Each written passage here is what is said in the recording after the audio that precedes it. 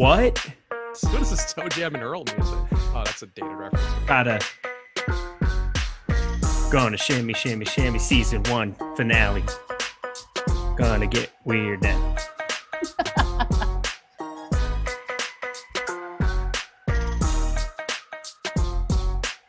Welcome, friends, to the last episode of the Tip-Off. I am your host, Kayla Knierim. This is the show that sets the stage for the most important news, daily fantasy plays, and bets on tonight's 2-game NBA slate and 13-game MLB slate. Feels like the last day of school. We are taking a summer hiatus. We are sad, but we are ready to go. Dressed up. Look at us, snazzy as all get out. Joining me today, we've got Eric Lindquist, Chris Spags, the Dream Team. Guys, how are we feeling on this last day of school? I would say it's certainly a sad moment here on the Tip-Off. We have all invested, I think, this trio, obviously Ben, Greg, Eitan as well for his recent run. We've all invested a lot of time trying to make the show work. And I think it's certainly been like, I feel like we figured out a formula that's been making me happy, making it the most fun part of my day. So the only thing I'm sad about is that I look like a complete asshole compared to you guys who actually dress like real professional adults. And I instead look like I'm going to give a lecture to people about how to save money on public grants. But overall, though, excited to be here. And yeah, I think it's a sad, bittersweet ending, but I'm proud to know we built something new, and I think people had fun with it. Yeah, as Vitamin C would say, as we go on, we remember all the times we had together. That is absolutely what it is. Looking very forward to everything coming up here. It's going to be a crazy little summer, but going to miss you guys so much. Hopefully we're back and rocking here for next year, but let's do it right. Let's do right by this show. It's been such a great little creative process. I know Spags and I, that's really kind of what it really comes down to. We've enjoyed the run sheets. We've enjoyed coming up with ridiculous things that we get to do live on air. I don't know why we get to do them, but we're doing them. And also, is that money on your suit? Yes, it is. It is, in fact, a money suit, a money blazer. I've worn this before in a few, I think 2 streams, maybe. I wore it once, just another purchase, much like Puppet Lindquist, that was perhaps not bought in the right state of mind, but I wore one when I did a show with Josh after not doing one for a while, because I knew it would elicit the kind of reaction we want, but you never know when you're going to need a money suit. And for the record, I am just wearing basketball shorts. I'm not wearing the money pants. I have some standards. Samesies. Yes. Going back to the run sheets, guys, no one has appreciated those more than myself. As someone who is new to this world, thank you. You all have killed it and helped me out immensely. I am very grateful. Oh, same here. We feel the love. The love is shared. Can you feel? No, we do not have the rights to that. Absolutely not. We do need Eric to sing Spice Girls at some point today, so stay tuned for that. I mean, I like that you think your singing would have a copyright strike because it's so good and on point that they're going to be like, oh, we got to shut that channel down. That must be the real song. Oh, the chat. Thank you, guys. That's very sweet of you. They're sad that this is ending. Not for long, hopefully. Puppet has to make an appearance. No, he doesn't. He absolutely does not have to make an appearance in this finale. Hopefully he has a suit. I don't know. I guess might have been tough to figure out for some people. I don't know. Also, Loco, if you read the left column, you might be able to find out very quickly. Yeah. Okay. Well, there spoiler alerts in the run sheet over there on the left side of the screen, but still, I'm pretty stoked about such things. Let's rock. Let's rock. I don't know where you all are in LA. Actually, that's a lie, I do. But it is officially hot in Los Angeles. I am sweating. I am in a full jumpsuit. I'm even by the ocean, and it's hot. So ignore the shine on my face. We're a little damp over here. I've got the fans. It wouldn't be a final show without Kayla like demeaning herself in some kind of way, shape, or form about her appearance that nobody is questioning because you look way better than us every freaking day. But it's like, oh, this little tiny little strand of my hair is just off. I shaved an eyebrow, woman. I shaved an eyebrow. Wow, got a woman. Let's go. Oh, I'm sorry. I apologize. That was very demeaning. No, you are loved and respected. And I respect the other gender very much. You guys are better and also equal pay. Let's go. You know me well. I'm not offended by anything. Guys, don't forget to hit that like button and subscribe to the channel and gals for countless hours of content on the NBA, MLB, NHL, PGA, MMA, NASCAR, and every other sport that's in season. We also want to let you know that you should get access to all the great Awesemo Plus tools and content for nearly every DFS sport out there with an Awesemo Plus weekly pass for $29.95. This includes full access to all the premium content and tools on Awesemo.com, including player projections, ownership projections, our premium Slack channel, lineup builder, and much more. If you're a new Awesemo Plus Platinum, if you're a new user to Awesemo Plus Platinum, then you can take advantage of the promo code. I've only read these 1,000 times. we have for this show, which is tip off, all caps, one word. That's tip off for 15% off your first week of Awesemo Plus Platinum. Of course, if you're only interested in playing NBA DFS, then you can sign up now for our Awesemo Plus NBA weekly package for only $16.95 or our $4.95 NBA weekly express package, which gives you full Awesemo Plus access to NBA Showdown and single game contests. Diving into our bad beats, last night we saw a game for the ages from Kevin Durant. Who put up a 100 spot while playing all 48 minutes. How much captain ownership did you end up with on him, and where you left or were you left out in the cold? Spags, we're going to start with you, money man. Yeah, for me, this spot, despite what my suit may tell you, I am in fact reeling from a tough day yesterday where look at that confidence. Money, suit up, Ted. Well, that's the thing about a guy in a money suit. You can always trust what he has to say, and I'm going to keep it real here. But no, I honestly, I tried to pivot away from some of the chalky ownership. I was willing to absorb some of the risk of James Harden yesterday, knowing that he'd be limited, but hoping that there was some pathway for him to maybe not be covered by Drew Holiday and Chris Middleton all game, and maybe they just stash somebody on him and he knocks down a few open threes and assists. And he did rebound and assist better than a guy with a still partially torn hamstring, whatever's going on there. So I think I wasn't totally feeling awful about the choice, but definitely one that took on too much risk, didn't end up panning out. And Jeff Green's minutes getting a little bit messed up there with the projection at the end of right before the slate locked, where Bruce Brown ended up starting. I had less Jeff Green as a result, even though I mentioned on the show I liked him as a captain. It just didn't work out for the optimizer. Optimizer did not follow me and I had enough time to tweak it afterwards. So days where there's like 1,000 person split for first place, I'm generally not going to do well. But that combined with some of the other choices I made were just tough ones. So I'm ready to get back on track and earn the money suit today. One can only hope. I ended up doing something that I don't know if I've done all NBA season. I played cash games yesterday, and I played Kevin Durant in the captain spot, and it was an absolute thrashing. It was great. It's weird because you play cash and you end up playing more. Like for me, I ended up playing more entry fees than I normally do just because the comeback on it. But I was pretty convinced based on what we were hearing, what we were seeing, that James Harden and Kevin Durant were going to play a ton of minutes. And I don't know. I didn't project 48. I mean, he didn't come off the floor. It was absolutely insane. But I had a feeling that Kevin Durant was going to have to do absolutely everything. I made him a point. If I had made I was one switch away from optimal. It was Connaughton. I needed to get Connaughton in there. You could have had a 0 to get optimal with Tyler Johnson or anybody else below. It was just an insane performance by Kevin Durant. But I was going back and forth. Giannis was the guy that I ended up going with Fanduel on the top end. And I just thought that I would kind of hedge it both ways. Man, did not need to hedge anything. Just Kevin Durant all the way.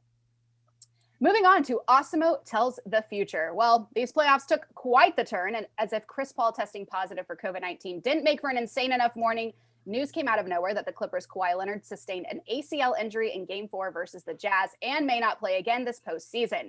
Knowing that Eric's invested in the Clippers to an irrational extent, how are you dealing with this news, and what can you possibly do to hedge out of your Clippers position, Eric? Not great, Kayla. Not great.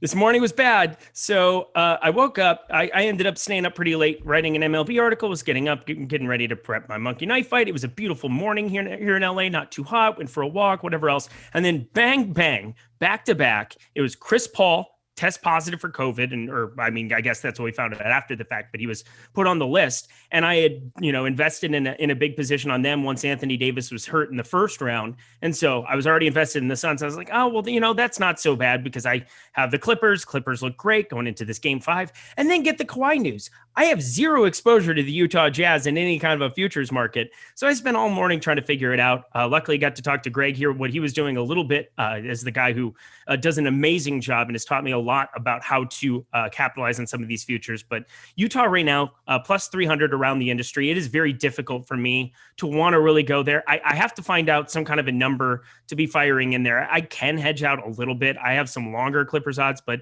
for the most part, they're all kind of within that 600 to 800 realm. And so I'm giving up a lot of money here if I decide to hedge out of it entirely here on the Utah Jazz. Plus, it's not a guarantee that they're going to win the NBA title by any means, because whoever they're playing in the East, be it Brooklyn or Milwaukee, is more than likely going to be close to 100% at this point in time. So, the Clippers are in just a world of hurt. I don't know what's going to happen. Mike Conley out, I think, helps a lot. I think we're going to see that line closer to around 3. It's at 7.5 today. I think it'll be closer to 3 when they play in LA. I think that is a semi-winnable game for them. And so maybe I have some opportunities to figure it out from there. But my goodness, what a crappy morning today was. Yeah, I could see with Eric having invested so much in the future of the Clippers, why that would not work out. And I think it's something that we did talk about in the show for towards the end of the season, where the Jazz, the Suns were undervalued compared to teams like the Clippers, the Lakers, the Nets, some of the other squads that have been out there. And that was something that ended up being now where I remember there was a period where the Suns were like plus 2,200 to win the West. Now they're down to plus 150 as a result of all this. The Jazz being a minus 110 favorite to win the West, I just don't see that as being a bet I'd want to take. But I'd still wouldn't be, I don't think it's a worse thing to take the Suns right now plus 150 to be the main thing I would say here, where Clippers at plus 600. That's a bet that's tough for them to get through 2 rounds without Kawhi. Wouldn't shock me, honestly, if they were able to steal the series, just because of the fact that they are going to have to basically play a volatile form of basketball where they're going to have to line up some 3-point shooters and hope those guys can get hot. So maybe there's a pathway for them to win this one, but I just don't think they get past the Suns next round unless Chris Paul misses the whole series, but that doesn't seem like that should be the case. I would hope. So in this spot, to me, I think the Suns still undervalued, the Jazz a little bit overvalued, and the Clippers, boy, if you had a future on them, I certainly get being upset at that one because they really looked like they figured it out last game and knew what to do. And they are a team that I'd say psychologically fragile, delicate, perhaps not the strongest constitution. All things today that I think are going to be a concern for them. If they get hit in the mouth today, this series is going to be over. And I think there's really going to be a very limited opportunity for the Clippers to do anything. And now we head into tonight's games. The Hawks will be depending upon Trae Young and John Collins again to take them to the promised land, as the two were the major catalysts behind their massive comeback win in Game 4. Can they pull out some more magic tonight? And who else from this team are you targeting, Chris Spags? So I do think that the Hawks are interesting here. The spread is really concerning. It's a 7-point spread favoring Philadelphia at home in the spot. And I do like a lot what I saw from Trae Young last game, where they had started to double him. They were obviously putting Ben Simmons on him in previous games, and then they were starting to basically try to cramp him down every possible way. And he was still able to get to the lane, still able to create a bunch of assists. I think had one of his highest assist totals of the year in that last game. And I think the situation for him today is that they have to find a way to stop that too. I don't know how you can, but I do think the onus is going to be to get the ball to Trae Young's hands, probably to stop him closer to half court and trap him. And hopefully they can get the ball to other guys and make a guy like Bogdan Bogdanović do more. And he's the one that intrigues me a lot. John Collins still going to be in the mix. I'm encouraged by his recent results. Obviously, we've debated him on the show, but I'm really what he did last game, I think maybe unsustainable in terms of the actual production, but in terms of the effort, the fact that he shot some more threes in that one, the fact that he was involved, I think does bode fairly well. So to me, this is a spot today where I'll be low on Trae Young, I think, or at least with the field as a max. But I think the move today for me is just to get less Trae Young, get to the other Hawks in the hopes that the Sixers do try to make these guys beat them. Then there's some way for these guys to maybe keep it close without Trae Young being a core part of what they're doing. Yeah, if you had told me Clint Capella was going to play 35 minutes, I would have thought there's absolutely no way that John Collins is going to end up getting enough boards to justify a double-double in this spot. But here we are, 37 minutes. He played probably the best game that I've seen him play in these playoffs, but it's not remotely close. He had so many tip-back dunks. He looked really, really good in making that kind of a mainstay of it. I'm still going to be lighter on him today. I'm not going to have 0%. I'm not going to go crazy. I think I got a little hot takey there, but I think John Collins is somebody that I'm still going to be lighter on. Trae Young, I like being over the field there still. There's just another stud that you can't pay up for in Kawhi, and God knows we're going to have a crazy amount of value. We're going to have Paul George, who's not priced, like within 2K of where he should be, especially over on DraftKings. The Marcus Morrises, the Nicholas Batums, that we'll talk about a little bit later here, but it's going to be pretty easy for me to get to some Trae Young in this spot. I think the minutes are starting to trend up. It was nice to see him finally get back up to 40 again. He only played 40 minutes once in that Knicks series. It was the very last game, the closeout game that they had against the Knicks. So I do expect if we're going to be seeing, those higher minutes numbers for him, if they're going to let him go for 40 plus, he's going to be somebody that I want even at 9,900 over on DK on this slate. Can you guys hear the trash truck in the background that is barreling down my street? I only hear the one talking right now. I had to get one more in. I just processed what happened. Kayla got dissed. It's about time. Kayla got dissed. And I have to be nice. Wait, I thought that was Eric. Kayla. I thought that was directed towards Eric. That's why no, I it was you, laughed. Kayla. Sorry. Oh, rude. Rude. I wasn't talking. I didn't hear me talking. I talked. It's fine. You were just talking before me, and that's who I thought he was referring to. Okay, so that's actually not funny at all. I apologize to you, not to Eric, obviously. And Eric, I'll redirect it. It was all to Eric. That's Kayla, I never get made fun of. It's not on brand for me. Also, I cannot stop LOLing at how dressed up we are. It's just making me laugh. I don't know why. Somebody said I'm going to prom, and I'm like, with your I mother. like that How you about thought that? somebody was insulting you by saying you looked like you were in Mad Men, which is like, I think the highest That's compliment. a If you look like Don compliment. Draper, even in a refracted way, that's the highest compliment I think a man can get. Enjoyed it very much. I was just making sure that it wasn't something, I don't know. I assume the worst in YouTube chat, but you That's know, a good you point. get surprised once in a while. He was just like, "No, you look great." I'm like, "Man, what are you doing later? Let's hang." Eric and I look like we're going to a funeral or a wedding, and then Spags looks like he's going to. Eric I'm looks I like a don't know, like- Matrix some dude. way. I I'll think take that too. I'm conning a woman out of her newly found millions from a divorce. I'm trying to meet Mrs. Bezos and sell her on my big ideas. About time. She already found somebody. She's like with a school teacher, I believe. She's also given Is away she? like $8 billion $8 already to billion charity. Let's she's go. given away. See, these are the good things. This is why you shouldn't necessarily billionaire shame, because then they do great things, but also there are some billionaires who need to get their shit together. And there's that too. There's that too. All right. I don't even know where we are. All right. The Sixers find themselves in a dogfight after blowing game 4, but still return to Philly as 7-point favorites tonight. Eric, do you think they cover the spread? And who interests you most for DFS? I'm having a tough time thinking of this. I think I might have a Atlanta side. I haven't been on the Atlanta side one time this entire series, and I'm contemplating putting a nice little number here on the Hawks. I think that there is a spot where Danny Green's so bipolar as a basketball player. I don't really know what that really kind of means for this basketball team. It's not like crazy meaningful. They definitely get some more offensive production on the floor. Danny Green does help with some of the spacing on the floor. So I will say that I don't know. Something just tells me that this Hawks team is going to find a way to make it competitive today. And I haven't felt that way ever, but that second half was very, very impressive to me. It was kind of a different basketball team altogether. It looked like they were going to roll over and be down 3-1. I think that makes me think that was all not all for naught. I think that there's going to be an opportunity that they have to come into this game and be competitive. But that being said, Joel Embiid now, you take another stud like Kawhi Leonard off the board, you have access to a 10-5 Joel Embiid more than you did over on DK. Over on FanDuel, obviously at the center position, you've got Capella, you've got Gobert, you've got him, but he's the priority for me again over there. He played about as bad as he could have there in that second half. Took a lot of like lackadaisical shots, just didn't look very involved. 4 for 20 from the field.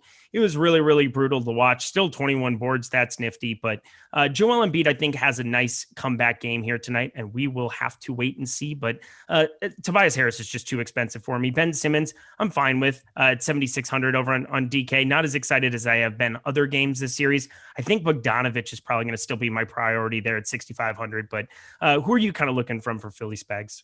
I think to me in this spot, Embiid's definitely the one that stands out as being the play that it feels like can break the slate. And certainly he's a guy who's going to remember that he went 0 for 12 in the second half of last game. And that to me is the main thing. Like if he hits 4 of those shots, they do win that game. Even if he hits 2 of those shots early enough and they sort of beat the will out of the Hawks, maybe they don't dig out of that and get back to where they did to actually win that one. So I think Embiid's certainly a play that you need to be at least with the field on, no matter what site you're playing on. Ben Simmons is a guy last game that I actually talked myself out of because I heard some of the rebound rate numbers that they were talking about the deeper dive. And those guys, you know, Adam, especially when he points to these things, whenever he says something, and Lofty too, obviously, but Adam, like when he points out something that's like, oh, I should be concerned about this. I ended up downshifting my exposure to Ben Simmons last game out, and I actually had him project pretty well. This game, I'm just going to ride with whatever I get, and he does project fairly well for me again today. So I think to him, if he hadn't basically ghosted in that second half, like Kendall Jenner did with him, I think he might have had a better day too. So he's a guy that I'm willing to go back to pretty. I'm throwing shade on everybody today. I'm just Whoa. You will never work for the Sixers. I can tell you that right now. But also Just you're take speaking that off my the board. language. Yeah, so there you go. See, I want to give Kayla some tidbits here after calling her a trash truck. So I think there's a lot of things that we're all working in our favor. But I think the Sixers in the spot, I'm willing to be there fairly heavy on the core guys. I'm with Eric, though, that Tobias Harris, I don't get the price tag here. He's clearly getting gobbled up by Joel Embiid, just taking all the possessions, and Ben Simmons being a little more effective. So he's the one play that maybe there's some tournament option on FanDuel. I get it with the ownership and positionality, or rather the price and the positionality on there. But on DraftKings, you really have to squint your eyes and try to force your way to Tobias Harris to get there. And I just don't, honestly, rather have Seth Curry than Tobias Harris relative to price. Spags, go sell another timeshare. Yeah, the chat really coming through hot with analogies for my outfit. And I honestly say that I'm glad, if nothing else, we could bring out the best in chat's comedy here with our last episode, because better than the trolling. I feel like creative trolling, we very much support here on the show. It's like the other ones. It's scare us all. The Clippers are fighting a major uphill battle without perhaps the best player left in the playoffs now being out, to Eric's detriment. Spags, knowing that's a ton of minutes in production to mine out in Kawhi's absence, who are your priorities in Game 5? So Paul George is going to project out of the ceiling for everybody here today. Awesemo has him just shy, I guess a little bit more shy of 60 fantasy points. I've got him a fantasy point and a half higher than that. And that's with me trying to manage the rates and not get too crazy here, because I think you could very much see Paul George do like Donovan Mitchell's done recently without Mike Conley, where Mitchell's been steadily above a 40% usage rate. I have Paul George at 35% usage today. And I feel like that's an aggressive enough number based on the season long sample size, where it actually is still a little bit of a jump upwards in court time without Kawhi. Paul George, I think, is the play where you probably have to carve out some portion of lineups to not have him in. But to me, I think I'll have him in 80 and 90% of my lineups today on DraftKings. Similar things for Marcus Morris. And I think Reggie Jackson is the one that I'm the most intrigued by, because the season long sample size looks pretty bad with him in court time without Kawhi Leonard on the floor. But he is a guy that has been a reliable scorer. Last game, his usage fell off of a cliff where he did yield a little bit more to Kawhi and also lost some minutes to Beverly in his defense. But this spot today, I think this game is going to ebb a little bit more towards a shootout, at least for, if these guys who aren't the core players hit their shots and then Paul George and Donovan Mitchell do theirs. But the defense is going to be a lot weaker on both sides with the guys that they're missing, and especially without having Kawhi in the mix. So I think you take your stabs on everybody. And I'm also going to put a pin in Ivica Zubac in this spot, because he's been the guy who has historically gotten minutes for whatever reason. When Kawhi's not out there, they decide to go big. I don't know if that lasts here, because I think you still want to probably spread out the floor and try to attack Rudy Gobert that way. But if they give a Zubac a start here, I think that his spot is going to be really worthwhile today as value, and probably one of the riskiest spots on the slate as well. Yeah, this is going to get really, really weird. I have a couple of weird things that I think could happen. And this comes, maybe I was just, having a number of libations over on my bachelor party and talking with Rinpack about stuff. But I think that there's a possibility that DeMarcus Cousins ends up playing some minutes here in this game as well. There's a couple of weird things that I think could happen, because we've already seen some crazy things happen with this Clippers rotation, but you're going to take Kawhi Leonard off the floor. That's a big offensive force, and you're not getting the same thing back. Like, Kawhi Leonard was playing 40 minutes a game here at a time, 34, 38, 39, 36, 42, just all 40s against Dallas there. Some of these games have been a little wonkier in the season or in this series. Game 3, getting just completely lopsided, still played 38 minutes there, played 34 there in the last win. So you're replacing a lot of minutes in production that need to go around. And I'm curious where some of the ownership is going to get to on some of these players, because I don't think that it's appropriate here at the moment. Terrence Mann should be way more than 15% owned. I think Luke Kennard isn't projecting out well for us right now, but I think that there's a huge path for him to getting a lot of minutes here too. But if they need offense, if they need scoring, if they need guys who can get the ball in the bucket, I don't know who else you're going to on this team. You're not going to bring Patrick Beverly on the floor as another option. I think DeMarcus Cousins out of the middle of absolutely nowhere could be a guy that you want to utilize in showdown. Again, I'm not saying I'm going to play a bunch, go completely nuts with him, but there's a path at 3K. There's a number of 3K players. There's Maxey. There's all these guys between 3K and 3,100 over on DK that you've got to be taking looks at. And I just want to throw it out there that right now we're projecting him for 0 minutes. I think probably it's better than a 50-50 shot he doesn't see the floor. But if he does, he could be the guy who wins you 100K, and you just needed to work out once. And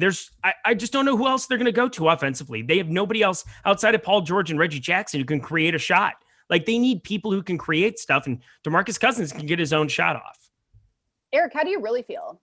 That's it. I'm trying to will Ty Lue into doing something that nobody is projecting and nobody's going to talk about the entire day. And I don't know. I think that at his price at 3K, I think over on FanDuel, specifically in the FanDuel Showdown, where you're able to jam in Donovan Mitchell, you're able to jam in Rudy Gobert, and you're able to jam in Paul George, to get different, DeMarcus Cousins is a guy that I think I'm going to have I don't even know what his percentage owned is going to be, 1%, maybe 2%, because he hasn't appeared in a lot of these games. He played 11 minutes in game 3 in the blowout. But yeah, give me some DeMarcus Cousins out of the middle of nowhere. That's going to be kind of a guy that I'm hoping sees the floor out of the middle of nowhere.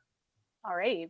The Jazz will be without Mike Conley once more, but have scored a massive opportunity to cash in with Kawhi Leonard out. Do they get the job done? Do they cover the 7.5? And how do you feel about their shot at the finals with the crazy news surrounding the other two teams left in the West, Eric? Yeah, they've got to be, and they're in a fantastic spot. Mike Conley, have a seat, just chill out here, get better. If they can win game 5 here, they're going into LA. They've got 2 shots at it. They can let Mike Conley sit for sure for game 6 again, give him that extra rest that he needs. Everybody's just banged up, and now Chris Paul, we don't know what that entire situation looks like. I got to assume, based on some of the things that you're reading with Chris Paul, that he's going to be back. for a game one. He was vaccinated. I'm not sure how the NBA is going to handle this, or if it's just like a firm, 14 days for everybody, no matter what, under any circumstances. But otherwise, that takes him out for game one. And that's obviously a big piece for the Suns. We saw how inept they could be offensively at times without Chris Paul on the floor. Cameron Payne can be serviceable coming in. But back to Utah, I really like the Utah side a little bit more. I mean, Mike Conley, everybody's priced about appropriately, but you take Kawhi Leonard off the floor, that's a great defender. And I'm not talking about individual defense on anybody. I'm talking about the net makeup of this team. I agree with Spags. I think the over might be an intriguing place to look on this side. If you're going to get this game moving up and down a little bit more, Kawhi Leonard gets the ball and sits with it in his hands. And I'm not sure what the per 100 rates are with Kawhi on and off the floor here, but I got to assume that they're going to try to get it up and down the floor a little bit more, bringing it, they're going to play more Kennard, more man, more of these guys coming off the bench.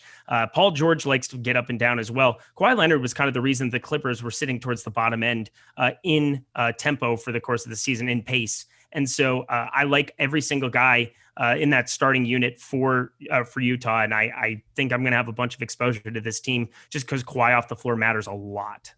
Yeah, that's where I'm landing with it too. Where Donovan Mitchell, I mean, he's already been a monster. I was very heavy on him last few games, and he has paid off. And today I would still be there again. I have him projected for 38% usage, and that was actually me kind of trying to be a little bit conservative again, because if you give him 40% usage, he's going to be unavoidable for how I'm optimizing lineups. But that's what he's been doing all game, and that's also been in a series where he has had to get really tough shots off. He's been taking some bad shots, he's been taking all that. But now I think the issue is that it's not going to have to be a spot where the Clippers have a guy who he can hunt on the floor, where, hey, you switch on to Kennard, then you beat him off the dribble. Everybody's going to be that guy, because you switch off of Paul George and I guess Marcus Morris, and then you get to Reggie Jackson. That's not going to be the best. You get to a Kennard on the floor. It's not going to be the best. If God forbid, if Zubac gets switched on him, he's going to get destroyed and played off the floor. So I think every possible result here does benefit Donovan Mitchell in a meaningful way. So to me, Paul George and Donovan Mitchell, you put them in a lineup and you hope you get that shootout. I think that's the most realistic pairing of guys today, I guess, besides Embiid and Trae Young in the other game. But this spot to me, I think take the other guys too. I still have no issue playing Gobert. I still have no issue, especially after last game. I think too, with him being that down today, if he sees more Zubac, he's going to eat Zubac alive too. And it sucks because I think this is actually talking me out of playing the amount of Zubac I was thinking I'm going to get. But I think there's a lot of pathways for Zubac just to get, sort of put in the machine here and have a tough time with it. And I think Gobert is going to benefit if he gets that start, or if Zubac gets to start on the other side. So that's another thing to keep in mind. But really play whatever Jazz guys you want. And I think Donovan Mitchell to me is a clear priority, and a guy I find it hard to believe is not going to get over 50 fantasy points with a realistic shot of getting you probably 60 or so tonight. Okay, y'all. Don't forget to give us a like and subscribe so you can keep up with all of our shows, DFS offers, giveaways, and much more. Once you subscribe, hit that notification button to get alerts when our shows go live. We are now going to head to the Diamond for Biggest Bet to check out the top bets and plays on tonight's MLB DFS slate. Guys, which of these top 5 odds getters on OddsSharper do you think is the best overall bet to hit a home run tonight? We've got Rhys Hoskins plus 240, Nelson Cruz plus 240, Kyle Seager plus 240, Miguel Sano plus 250, Giancarlo Stanton plus 260. Spags, we'll go back to you. So Stanton to me is the one that jumps out here, where again, like I talked about yesterday with Fernando Tatis, and he ended up hitting that home run and thankfully fit the narrative I've been, I guess, was trying to push for those 2 days of just, the fact that he can have an okay day and that you could still have the stack fail pretty miserably. And in fact, he did fail in DFS, and also the stack failed yesterday. And today I think is going to be a different story. But yesterday, though, that paid off taking the bet. He shouldn't have been plus 280. Mike Stanton, Giancarlo Stanton, the old Mike Stanton should not be the 5th ranked guy here going against Ross Stripling, a pitcher who doesn't strike guys out very well, and also gives up a very high barrel ball rate, very high launch angle as well. 2 things we talked about a lot recently in terms of how it correlates to home run power. That's something to me that he should be the number 1 guy on the board. The fact that he's not, I think, is, I wouldn't say disrespectful, but a little bit of an oversight. So take Stanton and be happy the fact that he's not the number 1 odds getter on the board. I'm going to go maybe just the homer pick. I don't really care. Nelson Cruz, 558 X slugging. We know the kind of massive power he has against lefties, 55.1% hard hit percentage here on the season. Not the best hitting environment on planet Earth, but he played a lot of seasons there in Seattle. He had no problems hitting it out of it. He's defying he's defying time. He's just cheating death. That's basically what Nelson Cruz does. Justice Sheffield, oh my goodness, 42.1% hard hit percentage, 373 xWOBA. I just like his ability to hit 1 yard here. Twins just putting up an absolute stinker last night. I unfortunately decided to watch that game alongside the NBA game. Not a fun night. Should have just turned it off. but that's what it's like having a terrible team like I've got this year. Our bullpen is just like Coors Field. It's a joke. So give me Nelson Cruz, though, in this spot. I think he definitely takes Sheffield Yard. And now for biggest arm, which of these top 4 odds getters on Odd Chopper do you think is the best strikeouts over or under bet tonight? We've got Jacob deGrom, 9.5 strikeouts, Garrett Cole, 8.5, Clayton Kershaw, 7.5, and Zach Wheeler, 7.5, Eric. So I did a show earlier with one Greg Ehrenberg, our guy. I'm going to miss him on the tip-off here as well. But I'm pretty sure that this number is just too low, even at 9.5 for Jacob deGrom. And I'll just kind of give you my reasoning. 7th in the major leagues right now, Chicago Cubs in strikeout rate. They're just not very good at preventing strikeouts. They're going to strike out a lot. Jacob deGrom, everybody's talking about possible injury, whatever else, blah, blah, blah. 11K is too cheap for him. He's already limited. He's pitched 80 and 85 pitches his last 2 outings, still went for 10 and 11Ks against the Padres. And the Padres, shockingly, actually, strike out at one of the lowest rates in Major League Baseball. So he's getting an upgraded matchup. If we get to 85, 90 pitches for Jacob deGrom tonight, I mean, the guy's got the best stuff I've ever seen at this point in time. I mean, he's absolutely out of his mind. Maybe that sounds like hyperbole, but it's really not. Give me the over on 9.5. Yeah, deGrom, the risk there is the pitch count not being up enough. And I agree, like he's still a solid play for DFS. Going to be a little bit overowned, I would think, relative to what he should be. But still, definitely, if you're going to have any pitcher who's going to pitch 5 or 6 innings as a max and still be as good as deGrom, I think taking your flyer definitely makes sense. But the guy that I would go to is somebody who, I mentioned this on the show before this one on the MLB Deeper Dive, but I'll be going to this game tonight, so I'm excited to see it in person. A pitcher's duel amidst a terrible series with the Phillies and the Dodgers. But Kershaw has been so good on the year, and I think it's being slept on a lot because he's not on a lot of the main slate, so I'm just not talking about him as much. But B, just like the numbers on the year, he's up in every category, up to a 29% K rate from 27.6 in 2019. His swinging strike rate, 16.4%. That's the second best mark on the slate behind Jacob deGrom. He's facing a Philly team too that's going to be weakened tonight, and they're already striking out a 27% clip on the year, a little bit higher than that. So to me, Kershaw, just a guy who we know the track record's been there historically, and people kind of got, I think, bored of him in addition to the fact that he wasn't the best fantasy pitcher, but he's doing everything this year. And I feel like people are distracted by his teammates, maybe using the sticky stuff a little bit more, but Kershaw's been a monster. And I think a guy in this spot should really benefit from facing a Phillies lineup that's not as good as it normally is. Okay, quick pause before we head back to the NBA. We've gotten a lot of great things of what Spags looks like. Eric, you've gotten a few. Someone said you look like you're going to be in the next Men in Black. Here for agree.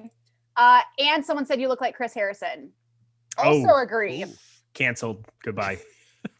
Canceled with $50 million living out the rest of his life. Well, I was going to say, they're looking for a new host. Here's your time to shine. Oh my gosh. I think they got David Spade. Isn't that what I heard? That's a rumor floating around. I don't know if that's like concrete. I think he's going to be doing at least one season. Okay. Yeah. David Spade's going to be awesome. He's actually one of the funnier Instagram follows that exists out of the middle of nowhere. Never really enjoyed his acting ever, but pretty funny actually on social media. So I will let that be known. Well, we'll keep that in mind. Mm-hmm. All right. Heading to the NBA for No House Advantage prop or not. Here are some of No House Advantage's props of the day for key NBA players. Do we like the over or under on them? And how many points would you assign? Starting with Ivica Zubac, 4.5 rebounds, Eric.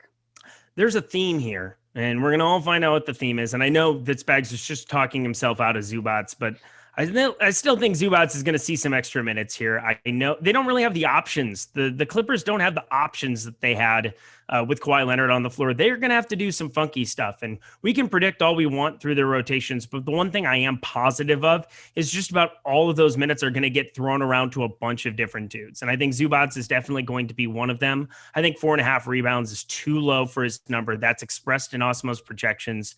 I think you're going to see a theme with all of these picks, but I really like getting to the over there on it. And NHA today, good Lord, I can't talk.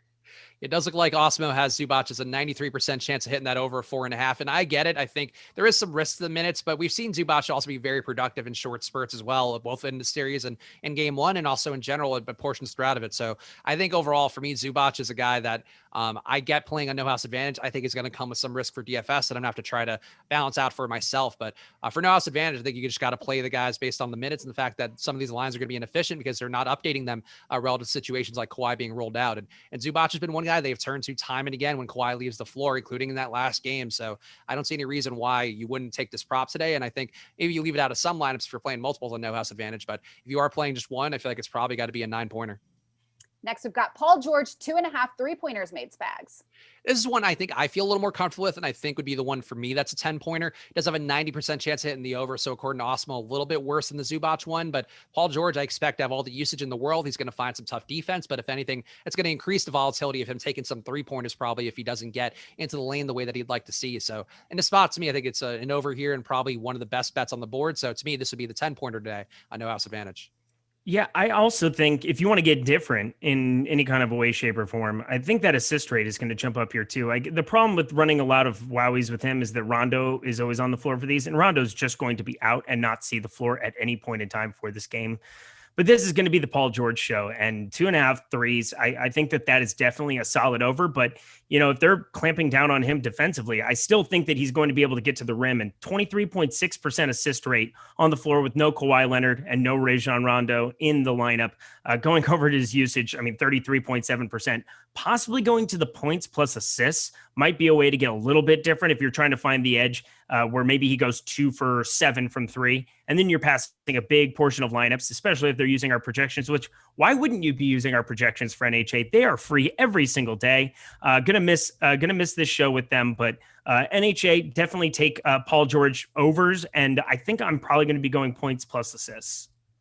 Next, we've got Marcus Morris, 12.5 points plus assists, Eric. Again, yeah, it's all going to be Clippers. And I think it's pretty easy to play a lot of the overs here on Clippers. Taking Kawhi is basically 40 minutes of the most involved guy on the floor off the floor. So we're going to go Marcus Morris, the over points plus rebounds plus assists. I think you could also go points plus assists because it's just like fractionally, like by about 0.3 different between the two. I think I'm going to take the one that's points plus assists and just avoid the rebounds altogether. 12.5. We saw him blow that out of the water just in points in the last game. So give me the over on the 12.5 there. Yeah, I would say. Oh, and then we got one more disappearing Kayla just for the road too. So what? Yes.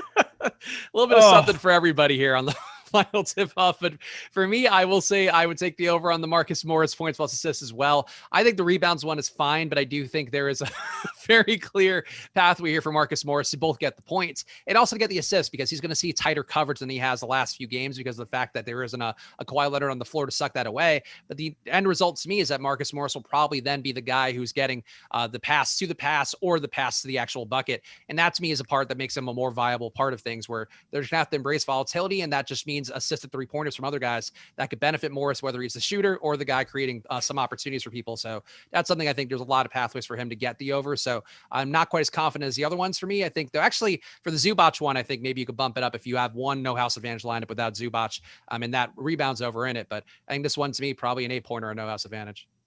I literally have no idea why that happened. Of course, of all days.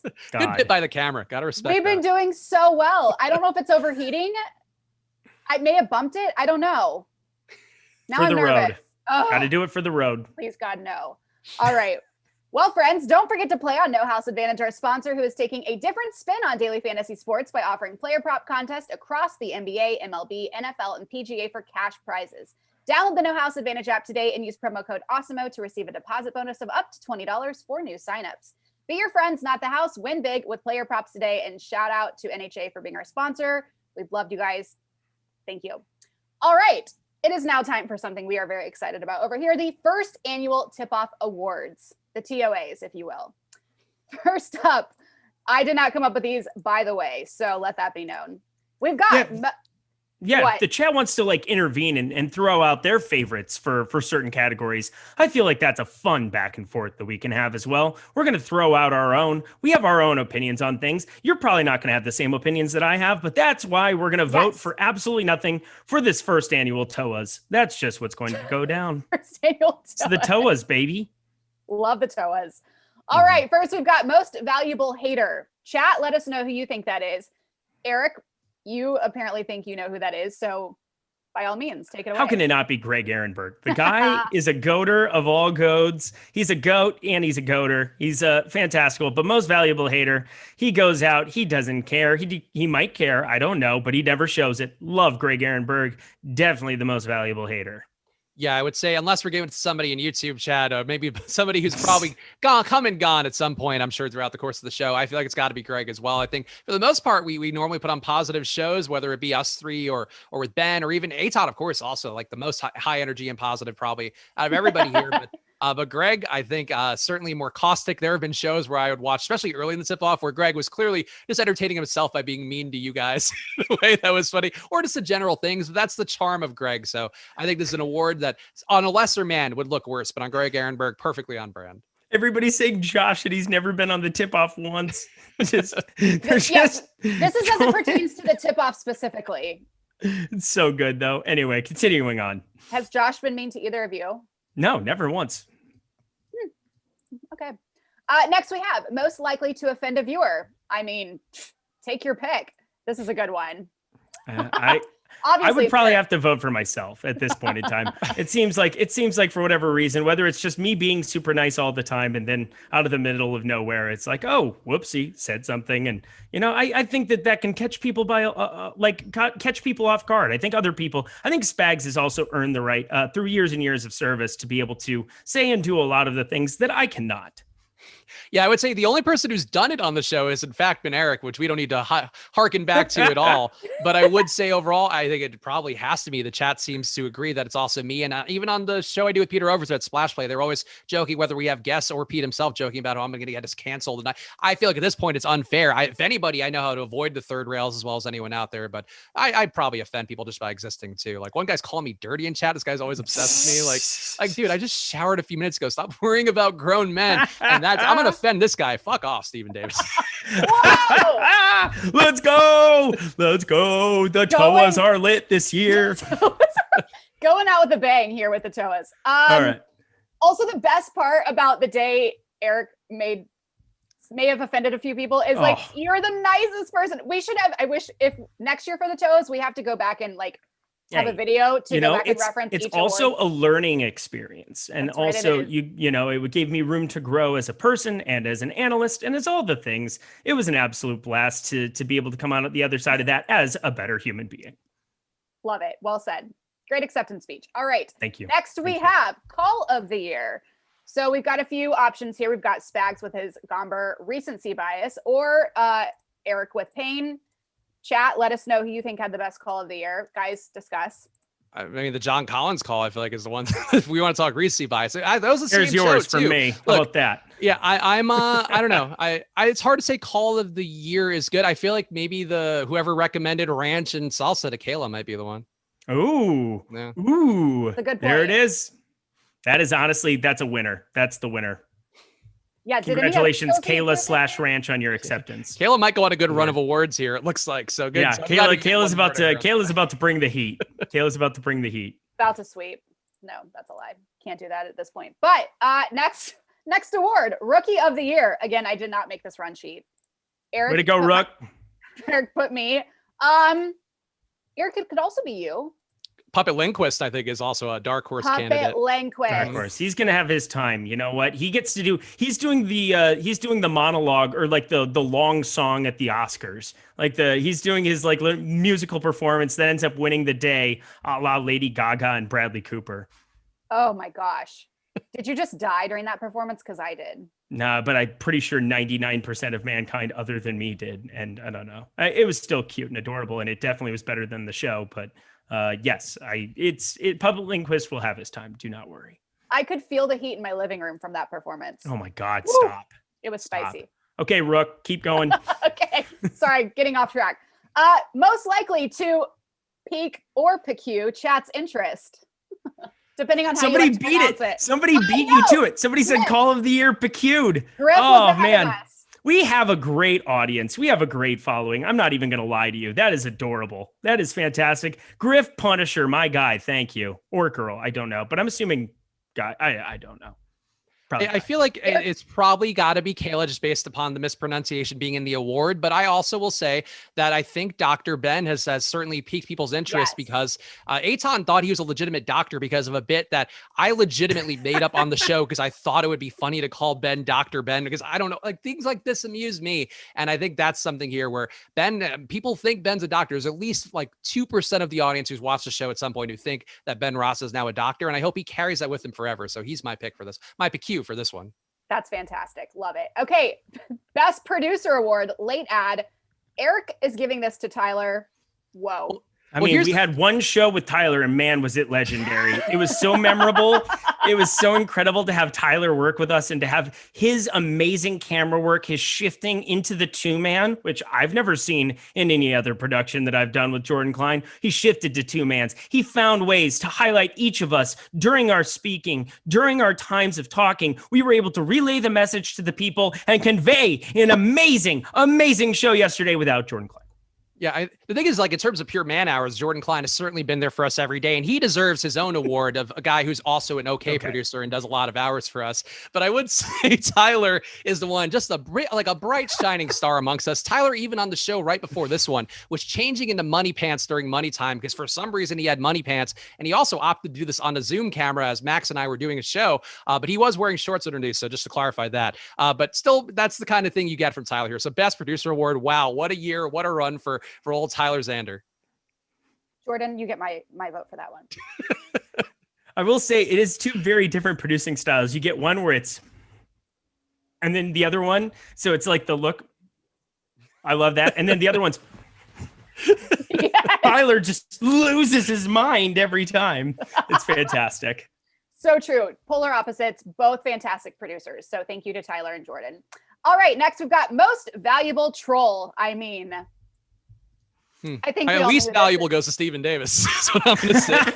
Most valuable, I think we have it on here as over under, and I feel like that's probably a general channel award as much as anything. But boy, that man is a human who is a human. So I'm going to go that way. So just troll. It's not most valuable. It's not least valuable. It's just troll of the year, possibly. We could go troll of the year. Troll of the year. All right. Anything else we want to add there? No, nope, that's about all. We got to go to the positive one next. Now that we were mean. Yeah. Okay. Yes. Our 6th man award. Yeah. We are calling out you. Yes, yeah. Go Spags. Yeah, we got it as YouTube chat here, and I think that's a good one. I feel like Eitan also could get a vote here just because he came in later in the show, brought some energy off the bench here towards the last few weeks of the tip-off. So I would give him an honorable mention. But I think, yeah, YouTube chat, like the chat's the 4th character on the show, I guess, besides that shiftless producer Jordan Klein. So I think besides that, YouTube chat, always fun here, or at least not for the most part. The vast majority here we always appreciate you guys, and there's always going to be a small minority who's like whatever. But the rest of you guys, like I very much appreciate it, and I think making a fun show even more fun. So I would give them my 6-man vote. I'll shift my vote to Eitan. I like that too. But also YouTube chat, we love you guys. 6-man a year. I think it was 5 of us that have been on it. Spags, Greg, you, Dr. Ben Rasa, and let's see, yes, Eitan. And so it'd be 4. So yeah, it'd be the 5th person award. We can do math. To be Eitan. Yeah. But either way, 6th man award, then that would make it YouTube chat. That would make it make more sense. We're going to move on. One more to go. Yes. YouTube chat has given us endless content. So thank you, YouTube chat, except for the person who said I had an obnoxious laugh. Next, we've got. Love your laugh. Thank you. The MVP award. Drum roll, please. I don't want to. Thank you. I don't want to. Oh, that was terrible. Again. That goes to Dr. Ben Rasa after his insane prop run. Congratulations, Dr. Ben, for being the MVP here. They don't just hand out the name doctor. No. That's all I know is that it was a title earned. You have to earn that thing. You were not given that thing. So well done, Dr. Ben Rasa. Your 1 day a week on this show was absolutely burned into my two shows a week. Thursday, Friday. Yes. Yep. There you go. That is 40%. That would get him into the Hall of Fame 10 times over in baseball. Well, math. Love it. Hello.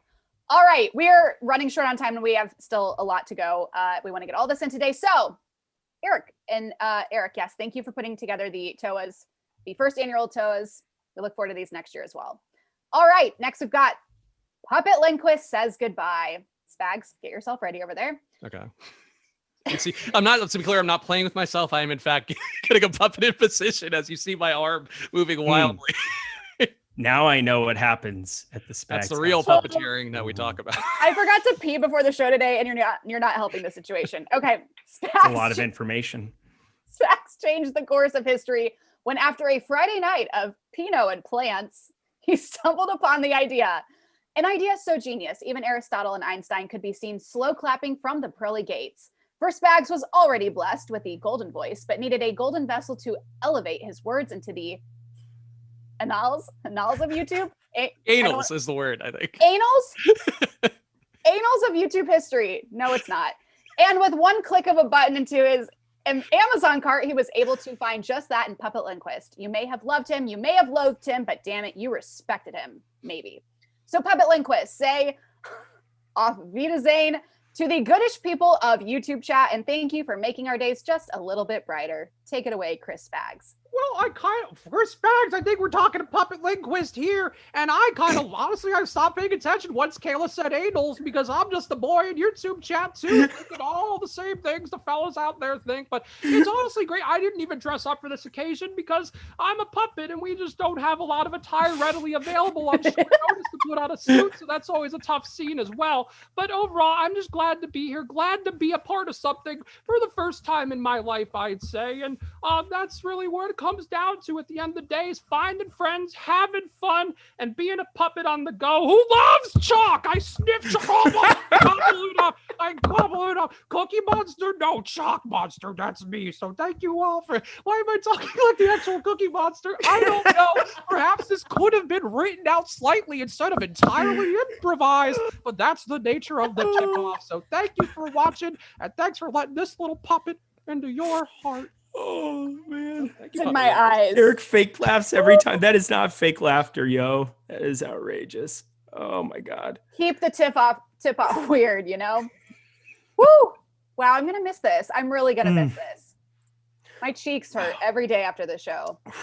I don't get to do puppets a lot, I gotta say, and it's the one venue I you have. don't. That's strange. it's tough. It's tough to say goodbye to my one outlet for puppeteering. You got to keep that going in some capacity. Find another YouTube outlet. channel just for Puppet Lindquist picks. Why not? Awesemo doesn't own a copyright. Let's see how You'll be getting a letter from my lawyer, is what you'll be getting. It's gonna be Puppet Lindy all of a sudden, have a rebrand. You can't do that. All right, moving right along for good dog, bad dog.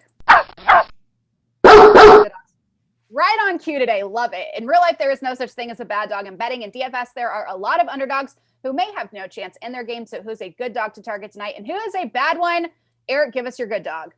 Yeah, so I'm going to go the Atlanta Hawks. And the main reason, I mean, this line moved already from 6 to 7 throughout the industry. If you head over to Odd Shopper, something that we're always kind of looking for is a better number. And it looks like people just jammed Sixers. So I'm going to kind of go on the opposite side of it. I'm going to fade the public here slightly. It looks like, I mean, the tickets are pretty close to 50-50, but the money looks like it's coming more on the Sixers side. I'm going to be going to Atlanta. I feel good that they can be competitive. I don't know if they win. It doesn't really matter when you're getting 7 points. You just want that game to be close. Yeah, I think for me, I'm gonna hurt Eric one more time on the way out. I'm gonna pick my good dog as being the Seattle Mariners going against the Twins. I think going against Bailey Ober, a guy who's gotten some strikeouts on the year, but also given up picture perfect barrel ball rates and launch angles to have Seattle, a terrible team, take advantage of him today. I think that'd be a fun way for the tip-off to conclude, is this one being right, and I will stand by it here. The Mariners are gonna be my good dog for the day. Spags, hit us with your bad dog. Bad dog, I think, has to be the Clippers here. I just don't. I think there's a chance they can win this one, to be clear, but I think you just kind of got to trust the Jazz to get done on a team that, when your mental fortitude comes down to Paul George, I know there's a lot of narratives against him. I think he's a fine DFS play, but in terms of winning the game, there's a lot of ways this could go poorly, even if he does have a great day on DraftKings or Fanduel. So in this spot, to me, I think you could take the Jazz, and hopefully the Clippers keep it competitive, but I think they have a very low likelihood of doing so. Yeah, I don't even know. I can't even talk about the Clippers. It makes me so sad. But Perhaps I'll go with the Phillies. So we haven't necessarily talked about this.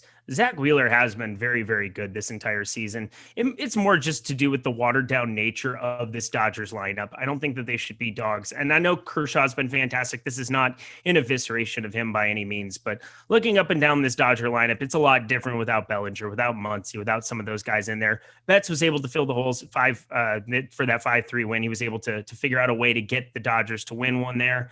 I don't know. I don't think you can necessarily keep it going here all the time. I'm going to kind of be looking more towards the Philly side. I think that you don't need it to work out that much at plus money. So I'll go to the Phillies.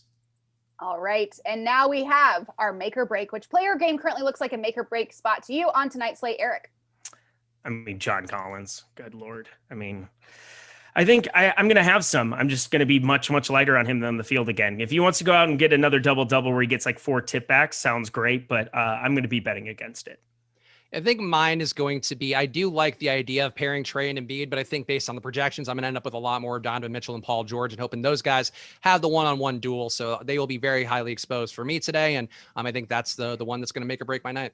In our last segment of the day, fade of the day, is there one game, player, or team that you anticipate you'll have a lot less interest in than the rest of the public Spags?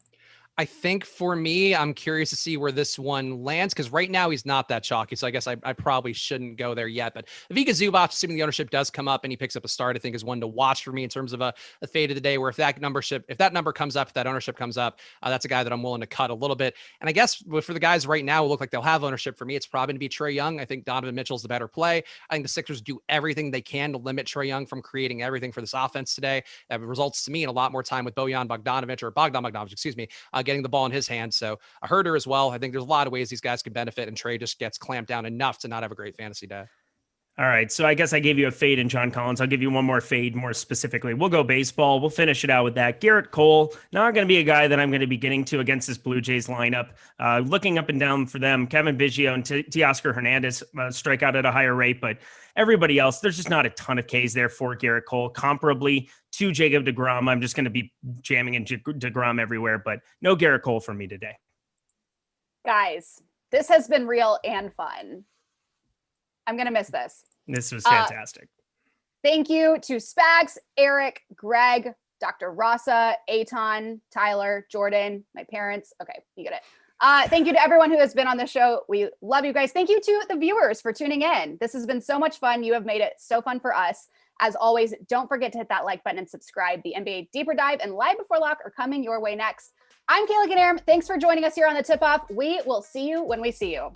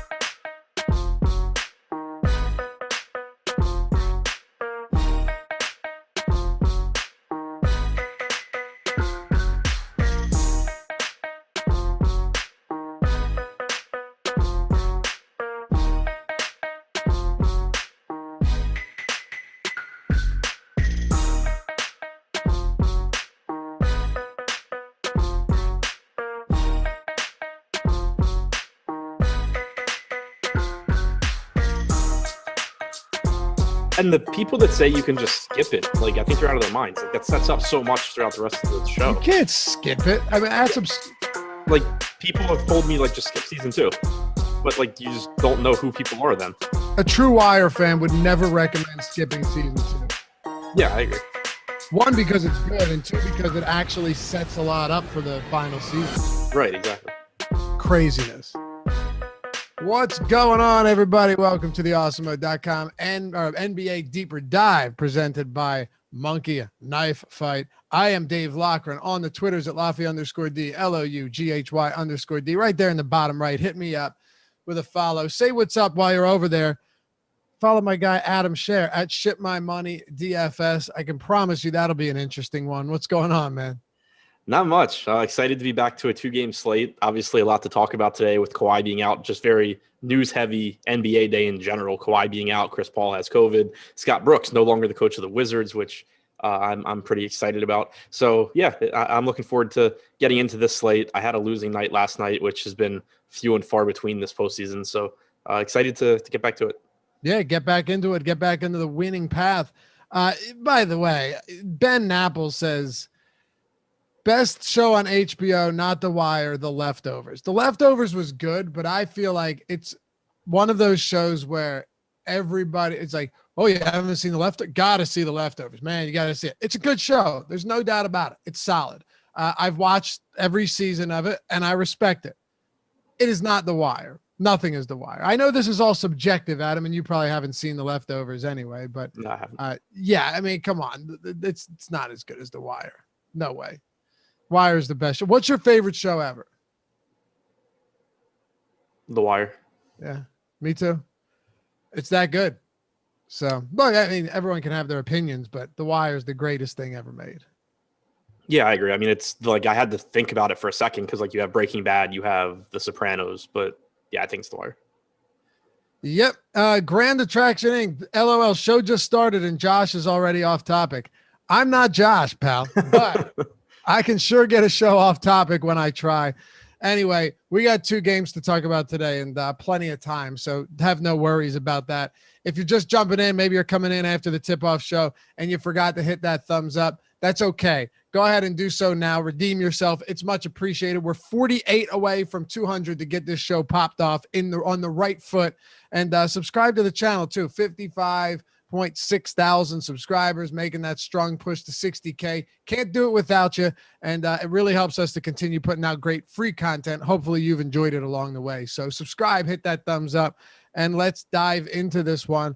Adam, Atlanta and Philly, Clippers and Utah, will hit on both of those, but I have to ask you about what transpired this morning. You know, Josh and I broke it down in depth on the strategy show Monday through Sunday, every day of the week. Best morning DFS show you're ever going to find. I promise you, you'll love it, especially if you love random banter mixed in along the way, 10 a.m. Eastern. But, man, we spent a good amount of time talking about what happened today. Chris Paul, he was in the Corona protocol, and now it's confirmed that he tested positive for it. Kawhi Leonard's done. They feel like it might be an ACL. So first they talked about this game, then the series. Now it might be an ACL. Joel Embiid, who knows if that second shoe is going to drop, and his postseason's over again today. James Harden played almost 48 minutes and was awful. Kyrie Irving's out for Game 6. Listen, the list goes on, and I could keep running through them, but man, what a wrench that's thrown into the works of the playoffs.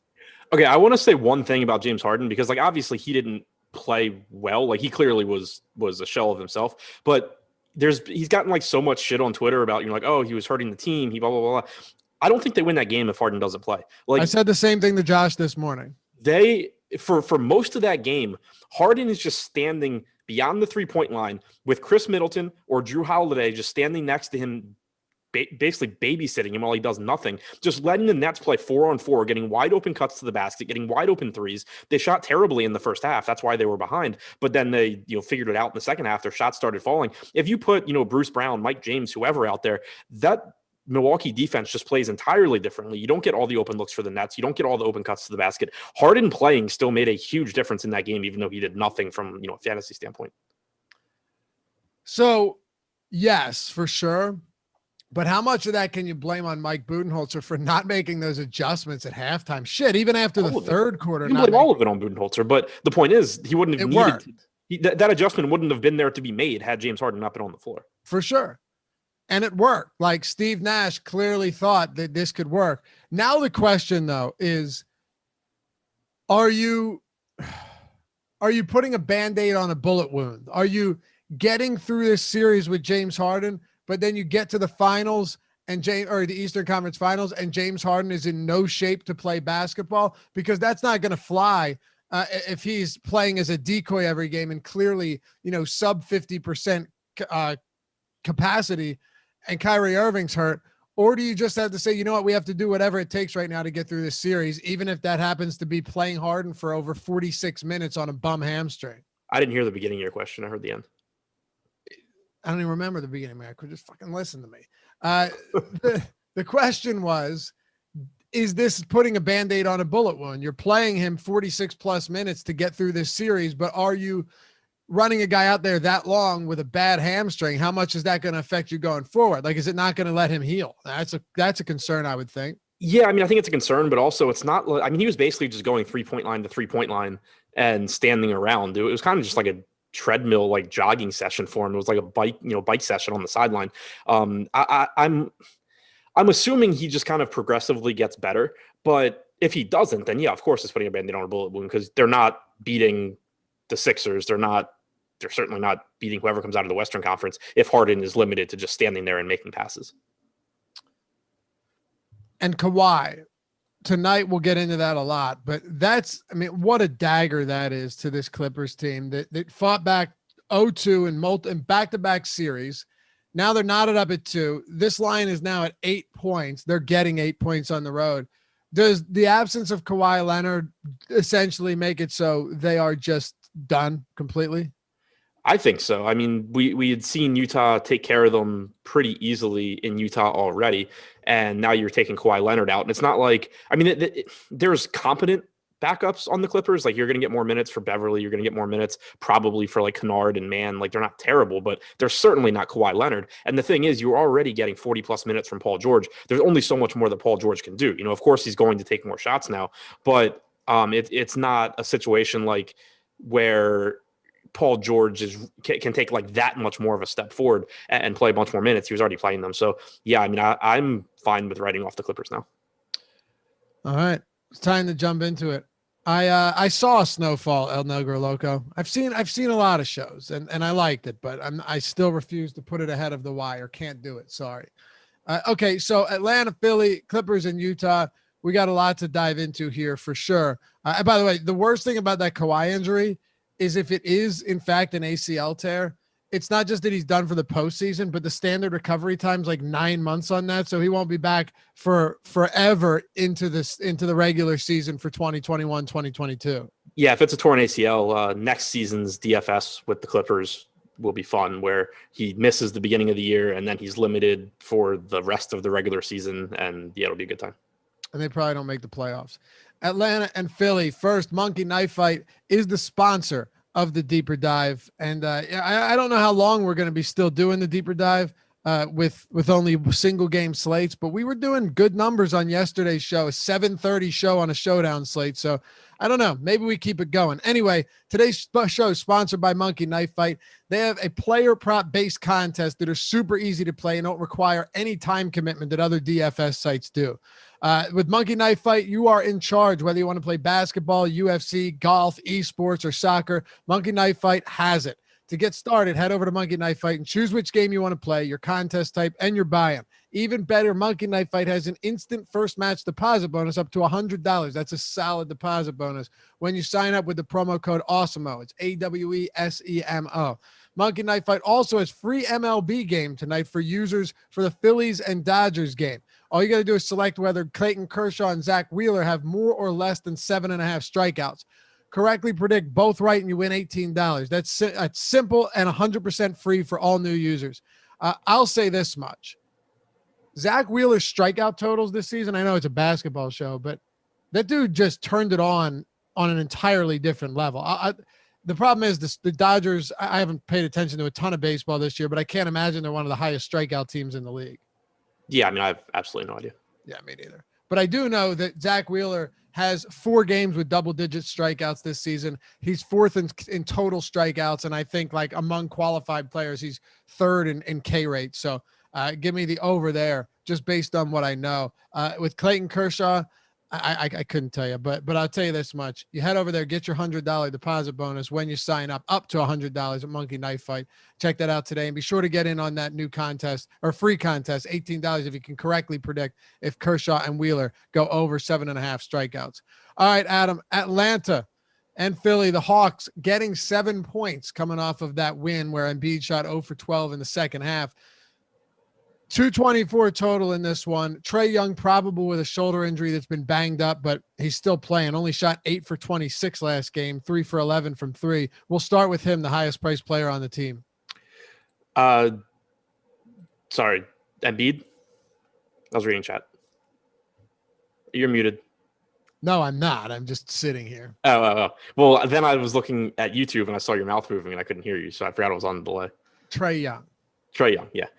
So he and I don't listen to you. Yeah, this is why I told you I didn't have chat open for years. Yeah, just close it. Actually, it wasn't even that chat; it was Josh.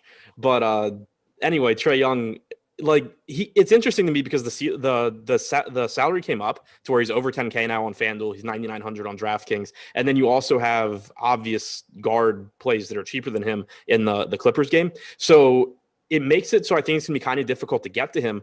But the ceiling, like you saw how high the ceiling is. When he goes out there, he gives you 60 plus fantasy points and he shoots like 30% from the field, 27% from 3. It's not even like he had a good shooting game. He got a ton of assists, had 18 assists. He did take more shots than we had seen in the 2 previous games where Ben Simmons was defending him. His usage rate went from 28.5% in those games to about 33% last game, which was good to see. But the field goal percentage, has struggled in these games. So the potential assists are up. The usage is down a little bit overall in these games where Simmons has defended him. But anytime you can score 60 fantasy points and shoot poorly, it just reiterates, how many points you possibly can score. So I think Young's a very good play. I just think it's going to be difficult to prioritize him relative to guys like Mitchell and George for obvious reasons. I don't see any issues with that logic whatsoever, and I'm having trouble with it as well. Look, with Trae Young, there's a couple things to consider. One, do I think his shoulder's banged up?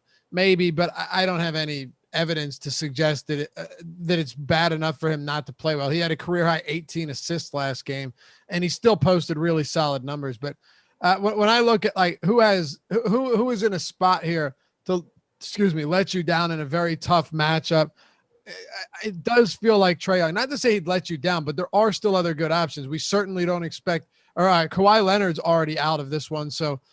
You have him, Paul George at his price. Donovan Mitchell's been spectacular lately. You're getting him at a cheaper price. And Joel Embiid, despite that ugly, awful second half, if he's active and there's zero reason to believe he won't be tonight, I'm not afraid to go back there. The guy still racked up 21 rebounds and 4 assists without any stocks, which is uncharacteristic anyway. Like if he shot 8 for 20 or whatever it was, you're getting 60 fantasy points out of him. So case in point, Trae Young's fine. But I think the other high-end options and even like higher mid-range options to me stand out a little bit more. But what about some of the mid-range guys on the Hawks like Clint Capella, Bogdan Bogdanovic, and I'll even throw John Collins into the mix, who had a couple ridiculous throwdown jams last game. Yeah, I think that using like at least in the builds that I made before the show, it seems like using one of those guys at least is going to be really useful. And I think on other slates, like if Kawhi were playing, for example, using more than one of those guys would be really useful. But you are going to get a lot of value from the Clippers. Obviously, we'll dig into that later. We don't know exactly who it's going to be, but it's going to be there. So it makes it a little bit easier to go stars and scrubs on this slate than it has been on most slates in the postseason. But individually, I think that all 3 of those guys, Capella, Bogdanovic, Collins, look pretty good. I mean, Bogdanovic has struggled to produce fantasy points in this series. He's only averaging about 3/4 of a fantasy point per minute, but his usage rate is actually up from the regular season. He's just shooting really poorly, which on one hand, he's playing one of the best defensive teams in the league. So it's not crazy that he's shooting worse than normal, but you still don't expect the drop off to consistently be as large as it has been. He's really cheap for someone that's played 42, 39, and 42 minutes in his last 3 games. So I think he looks like a very good value. And then you get to Collins and Capella. Both of them are at positions that are a little bit weaker than the guard positions where Bogdanovic is eligible. Collins coming off his best game of the postseason where he had 36 DraftKings points in about 37 minutes. He's averaging 0.9 fantasy points per minute in the series. His usage is down a little bit from the regular season in this series, but his rebounding percentage has ticked back up from that Knicks series. It's actually a little bit higher now than it was during the regular season. And he's averaging 34.5 minutes per game in the series, which is really good to see. So I think the price tag on Collins is very favorable. And then Capella, you've seen the playing time come down a little bit, partially as a result of blowouts. He did play 35 minutes last game, which is good to see. He hasn't produced at a very high rate in the postseason, either against the Knicks or the Sixers. His rebounding percentage is down between 4 and 5 points from the regular season. His usage rate is down between 4 and 5 points. So he's not someone that I'm necessarily expecting to bounce back anytime soon.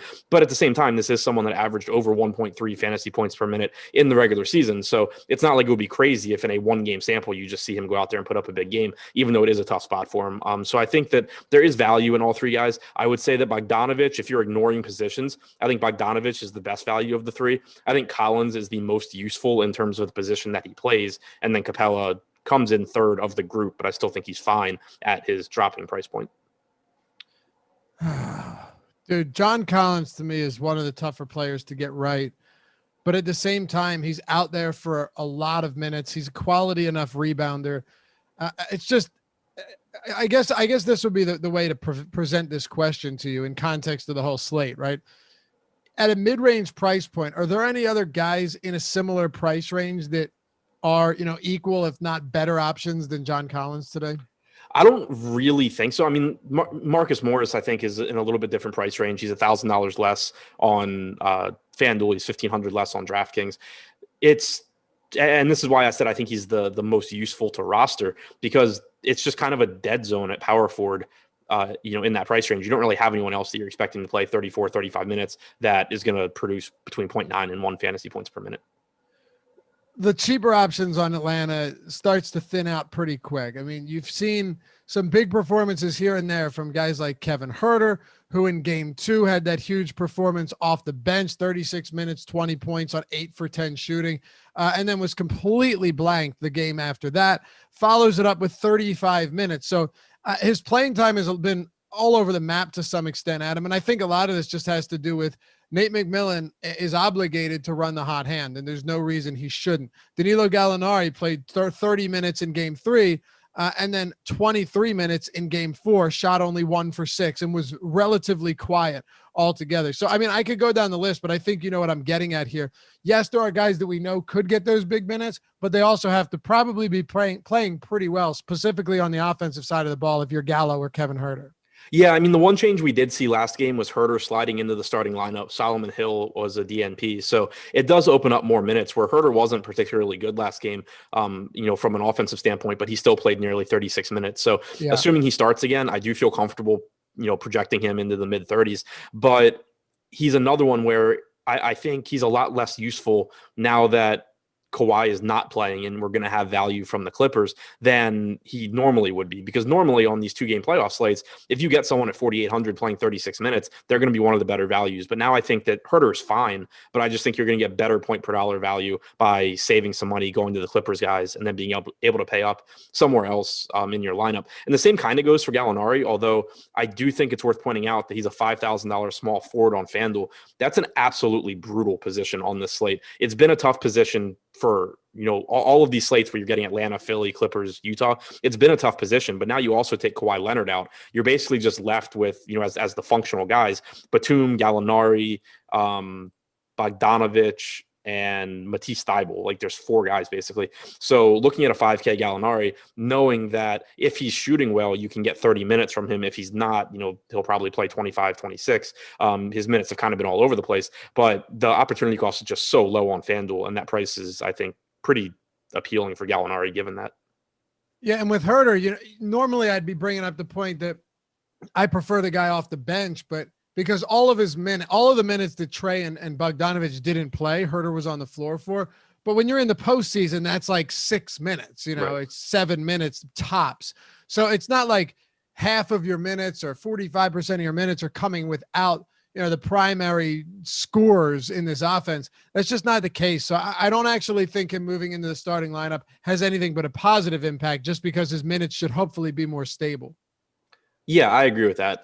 It's not, you're not expecting Kevin Huerter to go out there and be a super efficient option. And that kind of gets back to what I was saying, where if Kawhi were playing, I would be really interested. But as is, it's more of a secondary option because he projects as a reasonable value just based on minutes played. If he plays 34 to 36 minutes, you're assuming he's going to get something like 24 or so fantasy points, which at his salary is fine. But given the value options we're going to get from that Clippers team, it's just something where I think in a lot of builds where if you put Huerter in, if you say, okay, well, what if I just, save $1,700 and roll the dice on whoever is starting in place of Kawhi Leonard, even if we're not really in love with that guy, it's still just going to let you do more stuff in your lineup elsewhere.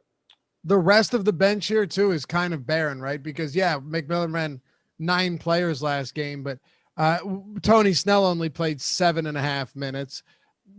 Okongwu had a couple decent minutes in there, but he played 6. And then even Lou Williams played 14 minutes. The only guy to get any real decent run off the bench was Gallinari, who you've already touched on. I mean, Lou Williams is one of those guys that can erupt at times, but honestly, Adam, you're hoping that he comes out of the gate, shoots 5 for 5, and Nate's like, okay, well, let's keep him out there for another 5 minutes in this game, and he gets to 20. But even that, it's extremely unlikely because he's had some good shooting games in these playoffs, and he hasn't played he's played 15 minutes once. The rest have been, and then 14. The rest have been 13 minutes or fewer in every game this postseason. Yeah, like Lou Williams, I think you could take a look at if you're playing showdown lineups, but even there, his salary came up to $2,400. I think that the slight change in the rotation last game benefited him a little bit because you did get you got the almost 14 minutes. He played a couple minutes alongside Trae Young, which we haven't always seen. But outside of showdown, I mean, I don't really see any reason to be looking to Lou Williams. Anybody else? I can't imagine there's anyone else on Atlanta worth talking about. No, it's the starters plus Gallinari, basically. All right, let's talk about the Sixers then. Joel Embiid, like I said, and I'm assuming all of you have heard this a million times by now, not just from me, but everywhere. He shot 0 for 12 in the second half. He missed a layup that would have been the go-ahead bucket with less than 7 seconds remaining. Could have iced that game, could have gotten the win there. You trust the Sixers defense up against Atlanta on the final possession all the time, but that's not what happened. He missed the layup. I'm not even sure it hit the rim, to be honest with you, Adam, and he looked like anybody but Joel Embiid in that second half. Now, there's nothing to suggest he's not going to play. The line at 7 points also suggests that he's going to be active. And the games before that, I'm just trying to set the table for you here because it's an odd one. We're 39-9, 40-13, and then only 27-1, but he had 9-8 with 3 blocks and a steal. The last game he had 17-21, so we can't pretend that it was the worst. Like Joel Embiid was just disastrous. But from a win standpoint, getting the win, and just from a shooting standpoint, 4 for 20, Joel Embiid did not look right, even though he shot 8 for 8 from the free throw line. Yeah, I think you've already said you're on the same page, but I'm going back to him here. Me too. I have no fear. I'm just, like I said, setting the table so you can take it anywhere you want on this one. Yeah, I mean, I'm going back to him. I think that, of course, there's a little bit more risk than there normally would be because we did see him go to the locker room in the first half of that game. So it's not like it's not exactly like he just had a bad second half and there's no reason to think that he aggravated anything. We did see him go to the locker room and then he followed that up by having a terrible second half. So there is some extra risk there, especially because we know he's playing through an injury. It's not like he missed those games against the Wizards because he had the slight tear in his meniscus. It's not like he banged his knee and he sat for 2 games because it hurt and then he came back and we're expecting that he's 100%. He's playing through an actual injury. So there is certainly some chance that he's just going to be less productive. And of course, it's easy to feel a little bit gun shy if you were one of the people that played James Harden last night as well. But he still played 36 minutes last game. He still played a bunch of minutes in the second half. Yeah, he looked really bad, at scoring, but I'm just not. He still had 50 fantasy points. He still grabbed a ton of rebounds. He's had, a day plus to rest now. I'm just going back to him. Again, it's a 2-game slate. There's not that many alternatives. I'm going to go with Embiid. Obviously, it can come back and bite me, but I'm still at his price. I think it's easy enough to get him in the lineups as well that I feel pretty good about it. Like, you can play George plus Mitchell plus Embiid relatively easily tonight is the other thing that makes me feel pretty confident in going to him. while you mention it, all that talk you and I had on an hour-long showdown show, great show yesterday, but all that talk we had about James Harden, whether, he makes for a good captain spot at lower ownership than he would be if we had more information surrounding his situation, all of that. And the guy plays almost 47 minutes and was brutal statistically. God, if I told you that James Harden was going to play 47 minutes coming back from any injury, you'd have him in every lineup. Yeah. I was joking with someone on Twitter about that. Like, I didn't really put too much weight on the plays 46 minutes, but is awful, outcome. I thought that there was of course he could be a decoy, but I still kind of thought that as a decoy, that would mean he played fewer minutes. I didn't really think that he could play 46 minutes. And once I saw what was happening, I was like, oh, that actually makes sense. He's kind of just jogging from 3-point line to 3-point line. And as long as the Bucks are going to keep defending him heavily, then there's no reason to take him out. But if you had told me that he played 46 minutes, I assume I'd just clean up on last night's slate. You would think so. If you told me he was playing that much, I'd be all over it.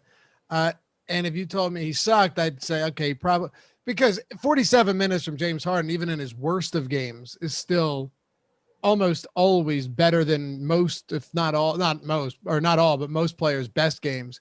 The scenario playing out that he could play 47 minutes, like you said, and be awful, never really crossed my mind. Like you said, you considered the decoy aspect. I didn't really consider much of a decoy aspect at all, if we're being honest. I thought if he was out there and he sucked, it means he just either re-injured himself or was completely hobbled and played much fewer minutes. I never put the 2 and 2 together that he could be 25% healthy and play the whole game. It's weird. Yeah, I kind of just lumped the decoy games in with the playing fewer minutes. Exactly. Yeah, and you mentioned that. Yeah, you're right. All right, let's talk about Philly. And remember, all of these shows, you can check them out in podcast form. Not this one because there's no shelf life, but all of our morning shows, all of our on-demand stuff, our short videos, our smoke break videos, our dumper videos, whatever you want to call them, 5, 6, 7-minute videos. Check them out. And we got a new channel, Awesemo Fantasy Football. I know a lot of you guys in chat that have been watching the videos will be all about that. So it's strictly fantasy football. I'm putting out a ton. Matt Kajeski's putting out a ton. We're going to have some awesome stuff over there. Awesemo Fantasy Football. Type that in on the YouTubes and check that channel out. Be sure to subscribe as well. It's going to be straight fantasy football, right? So you don't have to, if you're not into MMA or PGA or whatever, this is straight fantasy football all the time. We're going to be churning out a lot of good, well-produced, well-edited, and of course, more importantly, good videos in terms of analysis over there. So check it out. Let us know what you think and hit that subscribe while you're over there. All right. I don't even know if I can be cross-promoting channels like that, but I just did it. Nah, what are you going to do? All right. So outside of Joel Embiid, Tobias Harris and Ben Simmons, and the power forward position on FanDuel is barren, to say the least, today. So what do we do with Harris on both sites at his price points? I think it's just kind of like if you land on Tobias Harris, it's fine. I'm not going out of my way to get there, but the power forward position is relatively weak. It's not as weak as the small forward position, but it's a reasonable price tag. I think his projection comes in around 39, 40 points. I'm looking to see what Alex has right now. I know I have him at 40. Alex has 39. So in the same ballpark, it's just kind of, I think he's priced where he should be. He's not really underpriced. He's not overpriced. He's averaging about 38 minutes per game in the series, a little over a fantasy point per minute. He's just a good option if you land on him, but there are some pay down spots at power forward that you can use from the Clippers specifically. You also have John Collins at the position that you can use. One thing about Harris, it does make some sense, I think, in tournaments, lineups where you don't have Embiid, to maybe bump Harris's projection a little bit, because there is a non-zero chance that Embiid starts this game but doesn't finish it. And Harris, we know, is the guy on the Sixers that benefits the most from a scoring standpoint when Embiid is not on the floor. So you do have at least a little bit of added kind of hidden upside from Harris in that, whatever percent of the time Embiid really is hurt and, isn't able to finish this game. I don't necessarily think it's a high percentage, but it's certainly greater than 0. Harris does benefit. So a little bit of added upside there, maybe. Okay. A little bit deeper in the Ben Simmons here. He's $7,600 on DraftKings. On FanDuel, he's $8,500. So a pretty wide gap there. He's certainly had up and down games because as a scorer, it's tough to rely on him. But for the most part, you can at least rely on Simmons to play decent enough minutes. My one issue, though, and you can speak to this, you've got a lot of players right now, even in this mid-range, that are playing like 40 plus minutes in these type of games, game 4s, game 5s, in this case. Is Ben Simmons, can we get Ben Simmons to those extra 3 or 4 minutes, or are we looking at Doc Rivers kind of just locking him into the 35, 36 range? Yeah, I mean, the playing time has been kind of frustrating because even last game where, he played well, he played 36 and a half minutes. He's averaging, just shy of 36 minutes for the series. It's as much as I want to say, oh yeah, Ben Simmons plays 39 or 40 minutes. We haven't seen that. And it's kind of surprising because even like Trae Young's minutes have increased. Young played like 40 minutes last game. You've seen 39 minutes, 38 minutes in other games, and Simmons just hasn't quite matched it. So on the one hand, I don't really think there's any reason that he can't, but on the other hand, he hasn't. So it's kind of tough. Kind of a balancing act, I think, between saying like, okay, what has Ben Simmons done? Because if he is only going to play 35 and a half minutes on average, then he does kind of fall behind these other guys. Not only because Ben Simmons is so capable of disappearing offensively, but because the minutes just aren't there compared to other, mid-range guys and expensive guys on the slate. But there is some percentage of the time where you get a 38, 39-minute game from Simmons. I just don't think it's quite as high as we would like. Yeah, I'm with you. Now, with Danny Green sidelined 2 to 3 weeks, and of course out for this game, you had Furkan Korkmaz start last game. So he played 8 minutes in the first quarter, and then he didn't come back in until 2 minutes remained in the second. Now, he still got 25 minutes, which is fine. The rest of the bench outside of Matisse Thybulle, who played 21 minutes, mostly in a defensive capacity, played 15 minutes or fewer. Furkan Korkmaz, assuming he starts again today, is he still cheap enough for us to plug him into some spots? Yeah, on DraftKings in particular at 3,800. The problem again though is just that you have those Clippers guys that are a little bit cheaper. And with Korkmaz, one thing that I think is kind of concerning, you got about 25 minutes last game. That was a game flow that benefited Korkmaz, I think, because you had a competitive game at the end where the Sixers were actually down and they needed some scoring. With this, the Sixers here, the most likely game flow that you're going to get, and again, it's basketball. It feels like talking about a football show right now, but like, the Sixers are 6 or 7 point favorites. They're most likely going to be ahead down the stretch, in which case I would expect you get Matisse Thybulle playing instead of Furkan Korkmaz, because those two sort of, Korkmaz can score, but he can't defend. Thybulle can't score, but he can defend extremely well. If the Sixers are ahead, there's just no real reason that you wouldn't think Thybulle's on the floor. So I think that you could certainly see, well, maybe you can see a few more minutes from Korkmaz, like if he subs in earlier in the second quarter than he did last game. There's also situations where he just like barely plays or doesn't play in the fourth because they just stick with Matisse Thybulle. So I do think the minutes are risky. I think that he'll get some open looks, and at 3,800, he's someone that if you're playing a lot of tournament lineups, he certainly should have some, but he's not nearly as good a play tonight as I thought he was last slate at 3,500, where we didn't have nearly as much value. We're going to talk about the Clippers in Utah right after this, but how much of a concern do you have, though, that with that Clippers team, we have absolutely no idea what Ty Lue is going to do with the rotation today? Like, there's a million different ways he could go with it. But again, I don't want to dive too deep into that because we'll get to that game. But the reason I ask you is because we're talking about Furkan Korkmaz, and clearly the bulk of the low end value is going to be coming from guys like Marcus Morris. But I guess that's the problem for me. Marcus Morris is only $700 more expensive than Korkmaz. Batum is only $600 or $800 more expensive. It would be a lot different if we're talking about all of these dirt cheap value options for the Clippers, having zero idea what the rotations are going to look like, being in the same neighborhood as Korkmaz.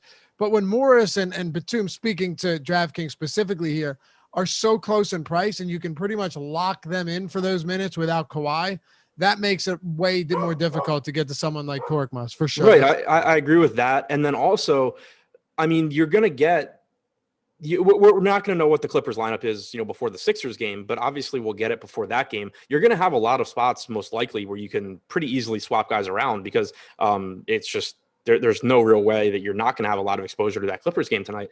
So you can late swap there. And then, even though, like kind of regardless of what the Clippers starting lineup is, there's still concerns about what the rotation is going to look like. I think that it's going to be a hot hand situation in general to some extent. It's the same thing with the Sixers. We've already talked about Korkmaz could lose minutes to Thybulle, but there's some much lower, but percentage, but some percentage of the time where he loses minutes because Milton plays really well, or Maxey plays really well, or whatever. Like, there's still a bunch of ways that Korkmaz plays fewer minutes than you want. Also, it's not like he's locked into a ton of minutes here. Yeah, no doubt about it. From another value standpoint, and I'll get to Seth Curry to actually close this game out. We've seen what the rotations looked like for the bench for the Sixers. Doc, I honestly, I'll be straight up. I think Doc's running the bench more than he should, and he's not even running them that much. Like, I think your starters, even if you only want to give Embiid 36 minutes, fine, because of the injury. The one thing I have had trouble understanding, and he kind of corrected that last game, Adam, is Doc, if in the first game he went into it without running the entire bench unit by themselves and then bringing Tobias Harris back as the only starter alongside George Hill and Dwight Howard, who's been fine.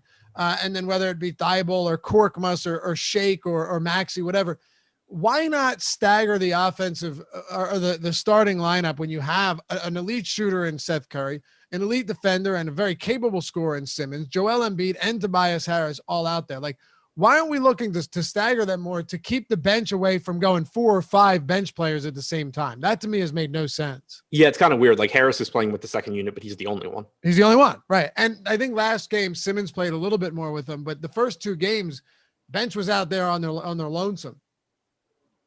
Yeah, which doesn't make a ton of sense. I'm with you there. Yeah, I don't really get it. But I guess what I'm getting at here is, because that's the case, some of these guys have gotten okay minutes. It's just the guys that you want to get to would be Shake or, Maxey's not getting those minutes, or Korkmaz. But like you said, they could lose minutes to any of them could lose minutes to each other. So you're really just throwing darts with your eyes closed.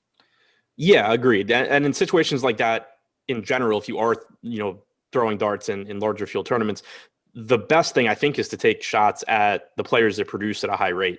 So that out of that bench group, it's Shake Milton and Tyrese Maxey. Maxey's been buried behind Milton recently in the rotation, so I would give the edge to Milton at the same price or similar price. But what about Dwight though? Like, what about? So okay, with the injury to Joel Embiid, I'm assuming he is going to gut it out. What if it just gets to a point where Joel Embiid is incapacitated or he can't stay out there?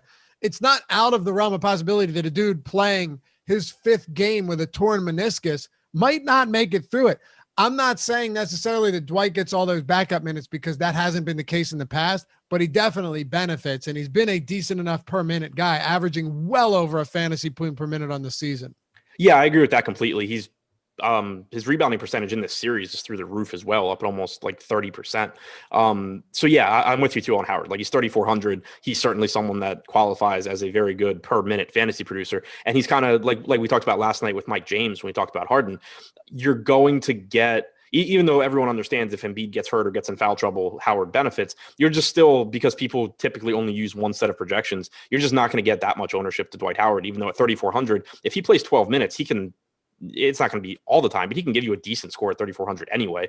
And then whatever percentage of the time Embiid is limited for one reason or another, you're going to get more minutes from Howard, even if he doesn't get all of them. So I am with you that Howard is a little bit underpriced at 3,400 just for the upside that he offers, especially because the center position isn't that strong tonight either. You're going to see a lot of people rostering Zubats, who I think there's a good chance, we'll talk about it again, or we'll talk about it later, but I think there's a good chance Zubats comes off the bench and you're assuming he's going to play like 20, 22 minutes, but there's a lot of ways that can still go wrong. You're going to get a lot of people paying 3,500 for Zubats when, yeah, he projects higher than Howard, but there's probably there's not that big a gap in the range of outcomes, I don't think, between those two. For sure. I think you made the best point on Howard that I was going to make if you didn't. Is very simply, even if Howard only plays 13 minutes, he could still, he played 16 against Washington one game, had 30, 13 to 19 or 20, 12 to 19. He could still give you close to 2 fantasy points per minute in those scenarios. He's averaging 1.25 fantasy points per minute in the postseason. I mean, granted, that means you're probably fading Joel Embiid, and that comes with its own set of risks. But Dwight Howard is one of those guys that you're still paying essentially minimum salary for, and is the clear beneficiary, at least that he'd gain some minutes if Joel Embiid was out. All right, wrap this one up. I think we've hit on most guys from both sides, but Seth Curry would be the last one I'll ask you about. We haven't touched on him yet, and he's playing decent enough minutes, and when he's on, this guy can just fire. Yeah, I think he's at a good price point. We saw him play 35 minutes last game in the first game without Danny Green. He's now played at least 32 minutes in 3 out of the 4 games in this series. The problem I run into with Curry is the shooting guard's the best position on the slate. You have George, you have Mitchell, you have Bogdanovich, who I think are 3 of just the best options. And then you have a number of other guys that you can look to, Seth Curry being one of them. But it's going to make it kind of tough to prioritize him, I think. Around 0.8 to 0.85 fantasy points per minute, should play 34 minutes or so in this game. I think he's fine. He's kind of like Kevin Huerter, where I think if Kawhi were playing, Curry would be a really, really useful value option. But since he's not, and it just opens up so much other stuff, it just makes him a little bit less useful. So I think Curry is fine. It's just I don't think he's as good a play as a lot of other options at his position. Okay. Makes sense. One up, one to go. Jordan, we got the Hall of Fame loaded up in the hopper. Show off all the wins from our Awesemo team here. And by team, I mean the community. I'm talking about you guys. This is a fun part of every show. We get to do this and show you a bunch of wins from the Awesemo community. Now, remember, you can be up here as well. You finish 1st through 3rd in a field of 5,000 or more, and you tweet your win, your screenshot at Awesemo HOF, Awesemo Hall of Fame. Include Adam and myself in it as well. Makes us feel good about ourselves. Win a free month of Awesemo Plus Platinum. That's $100 value. Ownership, top stack, player projections, top pitchers tool, boom or bust tool, lineup builder, everything, you name it. Not to mention, if you wanted to get the Fantasy Cruncher add-on, which is huge, you can do that as well. But outside of that, all of the tools built and used by Alex Baker, Awesemo himself, #1 ranked DFS player out there for a very good reason. He's won a ton of money using these tools. So see what we can do. Get that free month. And like I said earlier on the strategy show, I'm sorry. I know one person got bent out of shape about this, so I feel like I have to add the disclaimer. You can't shop it 1,000 different ways. We can't do that. We would go out of business giving out that many free subs. So if you tie with 3 or more, you chop with 3 or more, it can be tough in a showdown slate. Not as tough today to solo these or come in only 1 or 2 ties. Then we got you covered. You get that win. Let's say what's up. First, 2. Who do we have on here? Michael Birmingham. That's right. First tweet ever. First place. $540. Nice job, fella. Sick looking avatar. Chuck, split with over 150 of my closest friends, but shared first place twice in a week, straight up thanks to the boom bust tool. The tools work. Yes, they do, man. Congratulations. And then we got Corey. Hey, Awesemo. Finally did it. Love listening to you guys on a daily basis. Never miss a show. Thanks for all the help. That was a big one right there. Dude turned $27 into $2,046. So huge stuff. Not Jack Black, just John O. My first ever takedown a few weeks back. Forgot to post it, but I had 2 more today. May not have been $1,000, but feels good to see first. I don't know. Looks like $1,000 to me there, Jono. Congratulations. And the last one, Melissa, putting in the work on prize picks. Congrats, Melissa. I know you're always checking out these shows. Happy to see you continue winning over there. So that'll do it. Awesemo Hall of Fame. Go and download the avatar, awesemo.com/avatar. Tweet us at Awesemo HOF when you hit that big one and get that free month of Awesemo Plus Platinum. We'll see you over there.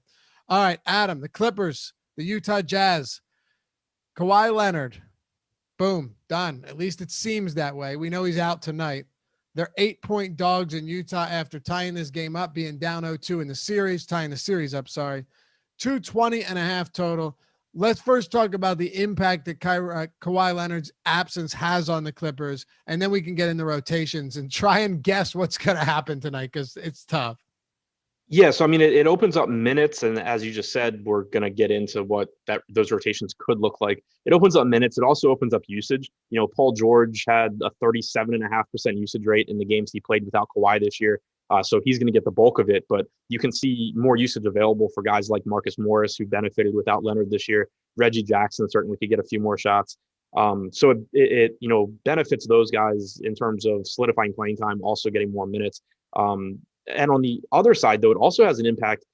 Donovan Mitchell has an even easier path to scoring in this game. You had seen, he's been very good in the series anyway, but you had seen Kawhi at times do a decent job of slowing him down. Now Kawhi's not playing. Obviously Paul George can defend, Pat Beverly can defend, but that's a pretty big absence there that makes me like Mitchell even more than I already would have.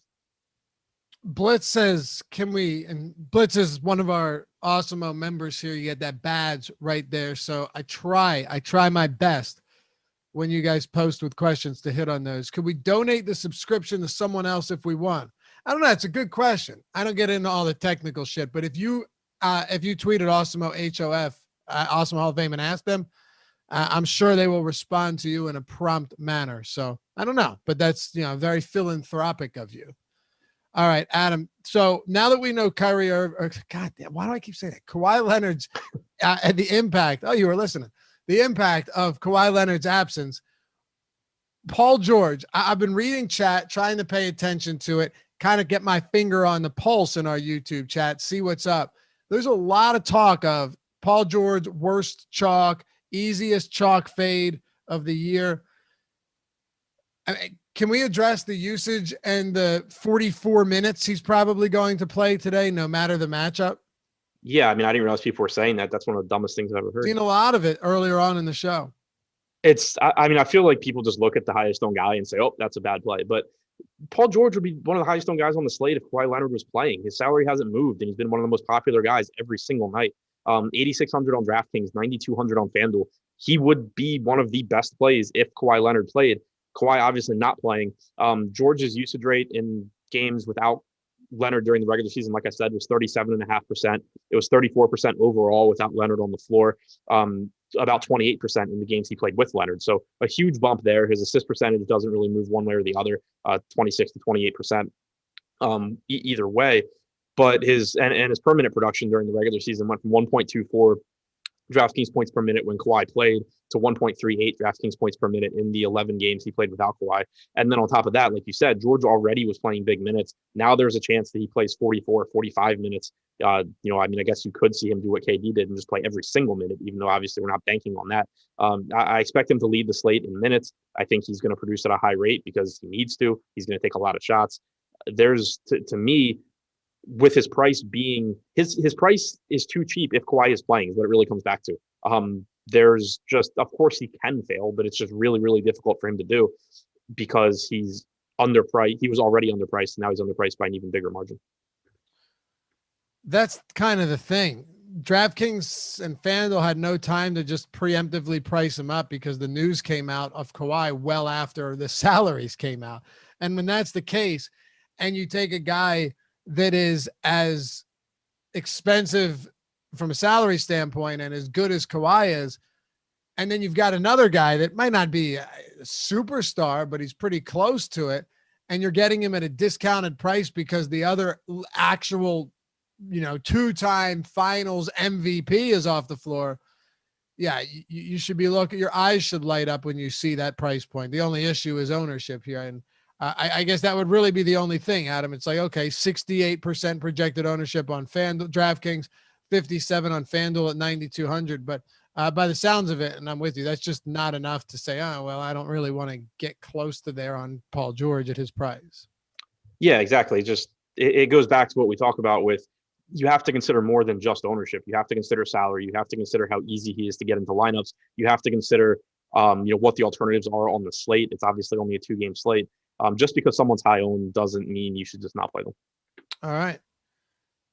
Yeah. Hey, free content on the site today too. We always talk about awesemo.com/join, being able to check out all the subscriptions we have from monthly to weekly to the Express Weekly for less than $5 that has everything for the showdown slates, like all of our tools.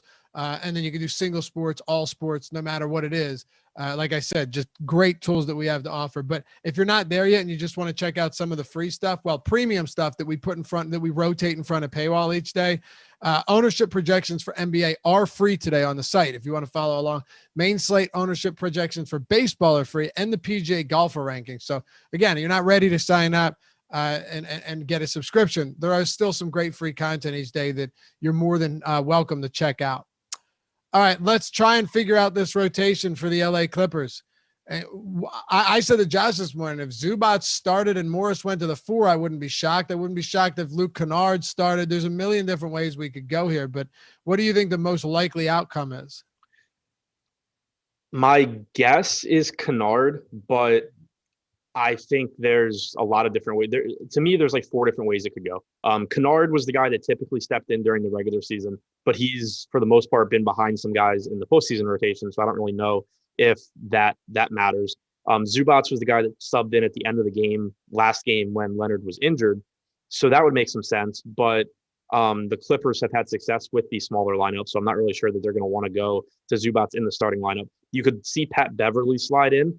That's Josh said that on the Nate Duncan podcast. That was their guest. I think that's reasonable. The only concern I have is you haven't really seen much Beverly alongside Reggie Jackson. Certainly it can work, but that hasn't really been what they've been doing. So my guess is Kennard. I think Beverly's very reasonable. I think Zubats is very reasonable. I think it could also be Terrence Mann, but he would be like my fourth guess. Who are your favorite value options for the Clippers today? Because when I say value, keep in mind that you have Paul George at 8,600, and then the next closest price player is Reggie Jackson at 51, Batum at 46, Marcus Morris at 45. Like there's a massive gap there from Paul George to anybody else on this slate on the Clippers. Yeah. So are we talking value like the cheap guys, or are we including Batum, Morris, Jackson? No, I think we include all of them because all things considered, I wouldn't say that. I would say that they're technically value, unless you want to just call them super low mid range, but they're not total punts. They're just also not expensive at all, given the situation. Yeah, so out of that group, Marcus Morris is my favorite because for one, he's the cheapest. At least on Draftkings, he's 4,500, Batum 46, Jackson 51. On Fanduel, he's a little more expensive at 5,600. Batum's still more expensive, but on Fanduel, Jackson's the cheapest of the group. But Morris was someone that you actually saw his usage rate go up during the regular season when he played without Leonard. In the games that he played where Leonard was out and George was in, he had close to a 22% usage rate. In his minutes overall without Kawhi on the floor this year, it was around 20. It was between 21 and 22%. So you saw the usage go up for Morris. He's someone that we know can score if needed. His playing time's been a bit erratic, but if you just look at the average minutes in this series, you have to remember too that it's skewed a little bit by the game where he only played 22 minutes because he didn't play it all in the fourth quarter because the Clippers went on a run with a weird lineup that they just don't normally use. So I'm not too worried about that. I think that barring foul trouble, you're going to get 33, 34 minutes from Morris, and that usage rate comes up. So I like him. Batum's minutes have been good. He's around 3/4 of a fantasy point per minute, sort of regardless of who you put on the floor, take off the floor. It doesn't really matter. He's not a high usage guy one way or the other, but he does enough in terms of scoring, getting rebounds, and just playing mid-30s in minutes that I think he's a good value, especially at 4,600 on DraftKings. And then Reggie Jackson, I think he's a little bit of a wild card because if you look at his numbers during the regular season without Leonard and with George, he didn't really get a bump in usage. He was just still kind of what he was, in the upper teens in usage rate, but you've seen him take on a higher usage percentage in the postseason, in part, I think, because he's shooting really well, but also, sort of, it seems like that's been a game plan for the Clippers is to get him more 3-point looks. So I think you could potentially see a high usage rate from Reggie Jackson in this game. I just don't feel super comfortable projecting it because we have a decent sample during the regular season, like 439 minutes of him only having a 17% usage rate with Leonard off and with George on the floor. So I think that really the way I'm looking at Jackson is that he'll continue to produce like he has in the postseason, and that his minutes are a little bit more stable because of all the minutes available from Leonard being out. But I do think his range of outcomes opens up a little bit because you certainly could see him just come out here and be the second scorer on this team. All right. So quickly then, just give me your rundown in order of your favorite plays here. For anyone that didn't catch that whole thing, jumped in late, this is a huge spot of the slate. Outside of Paul George, obviously, how would you rank these guys? Yeah, so George clearly number one, Morris number two. I would say Jackson number two on FanDuel. Actually, I guess Jackson number two either way, but Batum's going to be the one that's easier to get into lineups because of his position. And then as far as the really cheap guys go, whoever starts at 3K or 3,100, whatever it is, they're still going to be risky, but they're going to be a good point per dollar value. They're going to be someone that you're probably going to want in cash. Zubats is the one where one way or the other, I think he plays 18 to 20 minutes. If he starts, probably plays more. But when you try and map out these minutes for guys, even if you bring Zubats off the bench, you kind of end up needing to give him like 18 to 20 minutes unless Morris plays 40 plus or Batum plays 40 plus, which certainly could happen, but we haven't really seen that, or Cousins or Rondo re-enter the rotation and play big minutes. So I think that you're probably still getting decent minutes, enough minutes from Zubats at 3,500 where he's a reasonable value whether he starts or not. Okay. Solid breakdown. Wow. Even EMAC getting feisty in chat right now. It's someone that said Paul George was point or scoring dependent, which is just preposterous. Like he has like a 27% assist percentage this year. I mentioned that, I don't know, last show maybe, that He leads the team in potential assists in the postseason. He was second in potential rebounds behind only Kawhi Leonard. Or no, other way around. But you get the point. I mean, now that Kawhi's gone, he's even less scoring dependent. It's crazy, crazy talk. Let's wrap this up with the Utah Jazz. Before we do, we are 83 away from 400. You guys pushed over that 200 mark with relative ease. We're all the way up to 317. Do us that solid. If you haven't done so, you walked in here, you forgot. That's okay. Here's your opportunity to redeem yourself. We need 83 likes to get the 400 before we send this one off to the Live Before Lock crew. Coming up next, it's Josh Engleman. It's Greg Ehrenberg taking you up till 7:30. Adam, talk to me about Donovan Mitchell today and what we do with this guy that's been an absolute killer when healthy and on the floor. Keep rostering him. Like I think he's been really under-owned so far. On these slates, people have been going to Paul George instead of Mitchell, which prior to tonight I thought made no sense. Like, granted, rostering them together made a lot of sense. George was underpriced, but I thought Mitchell was a better play than George so far in this series. Now, of course, it's a lot closer. I give the edge to George by a little bit because I expect him to play a couple more minutes than Mitchell, but I think you're still getting a very good price on Mitchell. A 9K on DraftKings, 9,700 on Fanduel is fine as well. He has a 42% usage rate through the first 2 games of this series. Like, that's absolutely insane. And it's not something I really expect to change because, like we had talked about the last show we did prior to the Utah game, he gets a boost in 2 different ways here because you still have Mike Conley out, which means that his usage percentage and that Mitchell's usage percentage and assist percentage increase. But you also are in the postseason where players like Donovan Mitchell increase their usage anyway. They have the ball in their hands. They're going to take they're going to take more shots. They're going to look to take games over. So you're getting both of those things together. And like I said, a 42% usage rate so far in the postseason for Mitchell, averaging over 1.4 DraftKings points per minute, played about 40 minutes last game. I'm expecting you get something similar tonight. So I will say I think Mitchell's a little bit behind George on this slate, which is something that wasn't the case I didn't think was the case when Leonard was playing, but it's not by a very wide margin. And I think getting to both of those guys is the best way to go if you can. Rudy Gobert hasn't played all that well this postseason from a statistical standpoint, which in large part is really all we're looking for, right? But I think something you and I discussed a lot was the rebound chances are still there. It's just he's not pulling them in. The average distance isn't all that crazy. Is Rudy Gobert's price, even at 7,400, I understand that's not a ton, but is that still going to be difficult to get to with the way he's played? Because, yeah, he's getting ownership, but there are many other times where Rudy Gobert at 7,400 would be getting a ton of love, and 8K on FanDuel still not getting much at all either. Yeah, I mean, the way I'm viewing it is that I think there's a little bit more risk than normal, just given what we've seen in the 3 games so far that the Clippers have gone small and Gobert's only averaged 0.86 DraftKings points per minute. You and I dug into it a bit on the last show where his average rebounding distance was about the same as the regular season. His rebound chances per 36 was about the same as the regular season. In the 4th game of the series, that stuff changed. His rebound chances per 36 was like 5 or 6 fewer than he averaged during the regular season. His average rebound distance was like 2 feet further from the basket than during the regular season. So that is concerning, but that's also the first time we've seen that happen. Yeah, so the way I'm viewing it is that it is risky. We've seen 3 games now, again, where he struggled against these smaller lineups. The only game in the series he's done well is when Zubats started.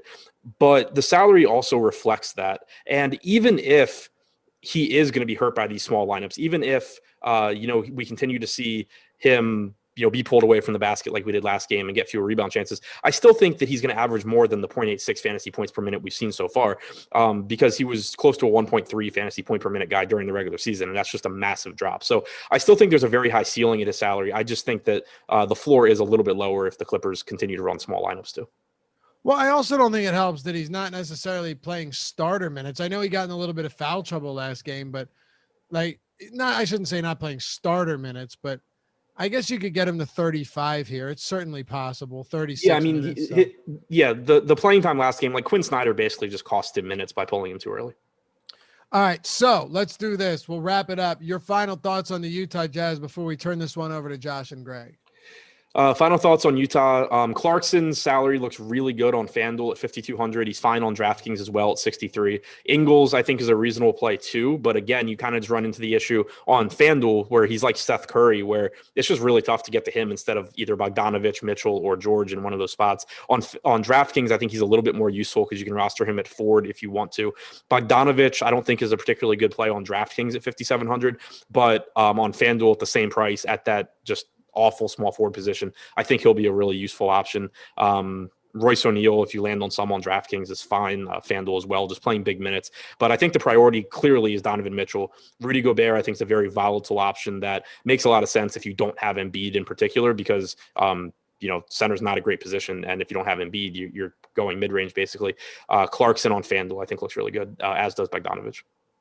Don't go anywhere. You got Live Before Lock coming up next with Josh and Greg. We got 9 likes to 400. Don't let Josh cry about the fact that Laffy didn't get to 400 likes here. I mean, that would just be insulting. But anyway, don't go anywhere. They're coming up next. They got a great show taking you up till 7:30. We'll see you back here tomorrow. Showdown slate, talking more basketball in the Deeper Dive presented by Monkey Knife Fight.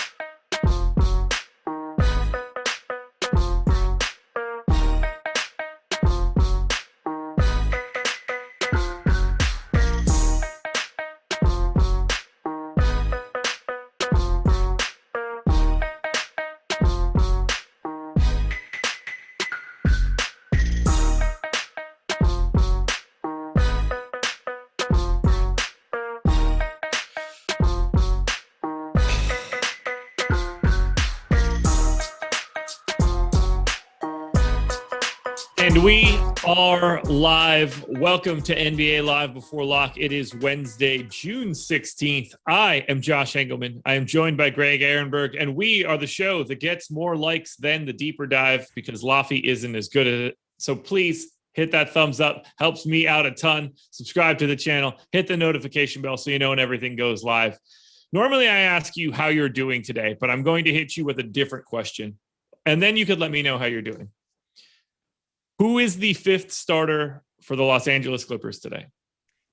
I am currently expecting Terrence Mann. That is how I have proceeded and set up my lineup. So I'm going to like Terrence Mann, whether he's in or out today, but that is currently my expectation. I think there's a whole lot of variables here. But that's the guy who right now I'm banking on getting the most minutes. And I really like his ownership projection right now on Draftkings and Fanduel. Kick it back to you, Josh. What do you feel they did here? I also like his ownership projection. I am not going to Terrence Mann. Earlier today, my first assumption was Luke Kennard. I am now going with the assumption that it is Pat Beverly. I don't really get the sense that it's going to matter all that much. I think that all of the guys that we just named, including Ivica Zubac, are going to see increased run today. We shall see. But right now, my first guess is Beverly. It's just sad. And I mean, also, if people were watching the baseball show earlier, they've already heard me pontificate on this and be upset. But a lot of people know I am invested in Suns futures. They are a big stand that I've taken since they got Chris Paul before the season. And so I really panicked when he tested positive for COVID or got put in a health and safety protocol earlier, whatever that situation was. We don't really have all the details yet. So the first thing I thought was, all right, I have to hedge. What is the best way to hedge? I go, Clippers futures. That's the one that makes most sense. So I get my Clippers bets, and 10 minutes later, we find out that Kawhi's knee is busted, and then later on the day, torn ACL out for the year. So I really took it on both ends there. That's not ideal for you at all. You should be fine, too, with the CP3 stuff and can be borderline, like, irrelevant almost, depending on how it all shakes out. I guess needs 2 positive tests or 2 negative tests in a row and should be good to go based on the assumption that he is vaccinated. So let's hope he gets back, because it's just nobody wants this. I don't want any of these teams. I have no like real dog in any of these fights. I just want everybody to be healthy. It's more fun to watch basketball when all the best players play. By the way, right here, we got Brandon McNair staying in the chat. Kawhi isn't out for the year. Au contraire, Kawhi Leonard is not only out for the year, I don't think he's playing next year either. I have not seen that, if it helps. I don't. Just playing. The verbiage, the team fears it's an ACL injury. That's usually not great information. I would expect that we hear tomorrow that his ACL is torn. See, I feel the exact opposite. I don't think that we're going to hear that it's torn, at least not like torn, because I think we would know already. This is like one of the more, generally speaking, one of the more easily diagnosable injuries that you could have, things that you could do on the sideline, 5 seconds after it happens. I also hope that I'm right and you're incredibly wrong. If it is actually properly torn, yeah, he's done next year too, and that sucks. And I don't know, it's just all crappy. And by the way, so we also have, because I'm monitoring the chat as we're going through this, people are saying that it's a knee sprain. Well, here's the deal with knee sprains. A torn ACL is a sprained knee. There are different kinds, variations of knee injuries. And clearly, I'm no doctor, except all torn ACLs are knee sprains, but not all knee sprains are torn ACLs. So more often than not, we do see torn ACLs initially reported as sprained knees. I'm expecting him to be done for the playoffs regardless, with the expectation that he can rehab, but we shall see. Oh, yeah, obviously, I'm bummed. I don't know shit about it. I know that if I were a doctor, you guys would not be seeing me doing this. That's for sure.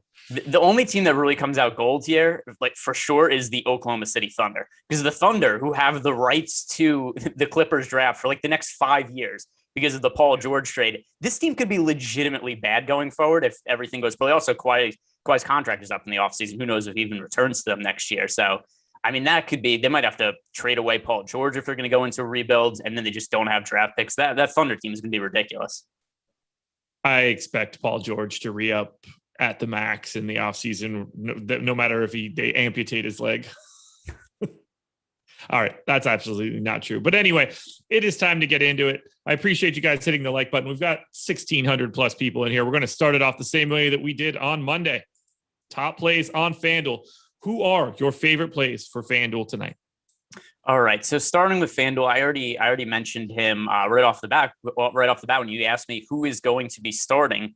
in place of Kawhi Leonard. My assumption is Terrence Mann. If that is the case, Terrence Mann's sub 10% owned on FanDuel, also going to be under-owned on DraftKings as well right now. I'll have to change the minutes around a little bit if Terrence Mann ultimately doesn't start. But either way, even if he comes off the bench, to me, this is too low of an ownership projection. And I think that, Paul George obviously is the main beneficiary here, but there's a lot of minutes to pick up. And Terrence Mann has played well for them this year. And the other thing that's also kind of nice about this, let's say that the Clippers get blown out. There's a pretty good chance that Terrence Mann would be out there in garbage time. So to me, Terrence Mann is overall the player who's going most under-owned relative to his ownership. I like that shout.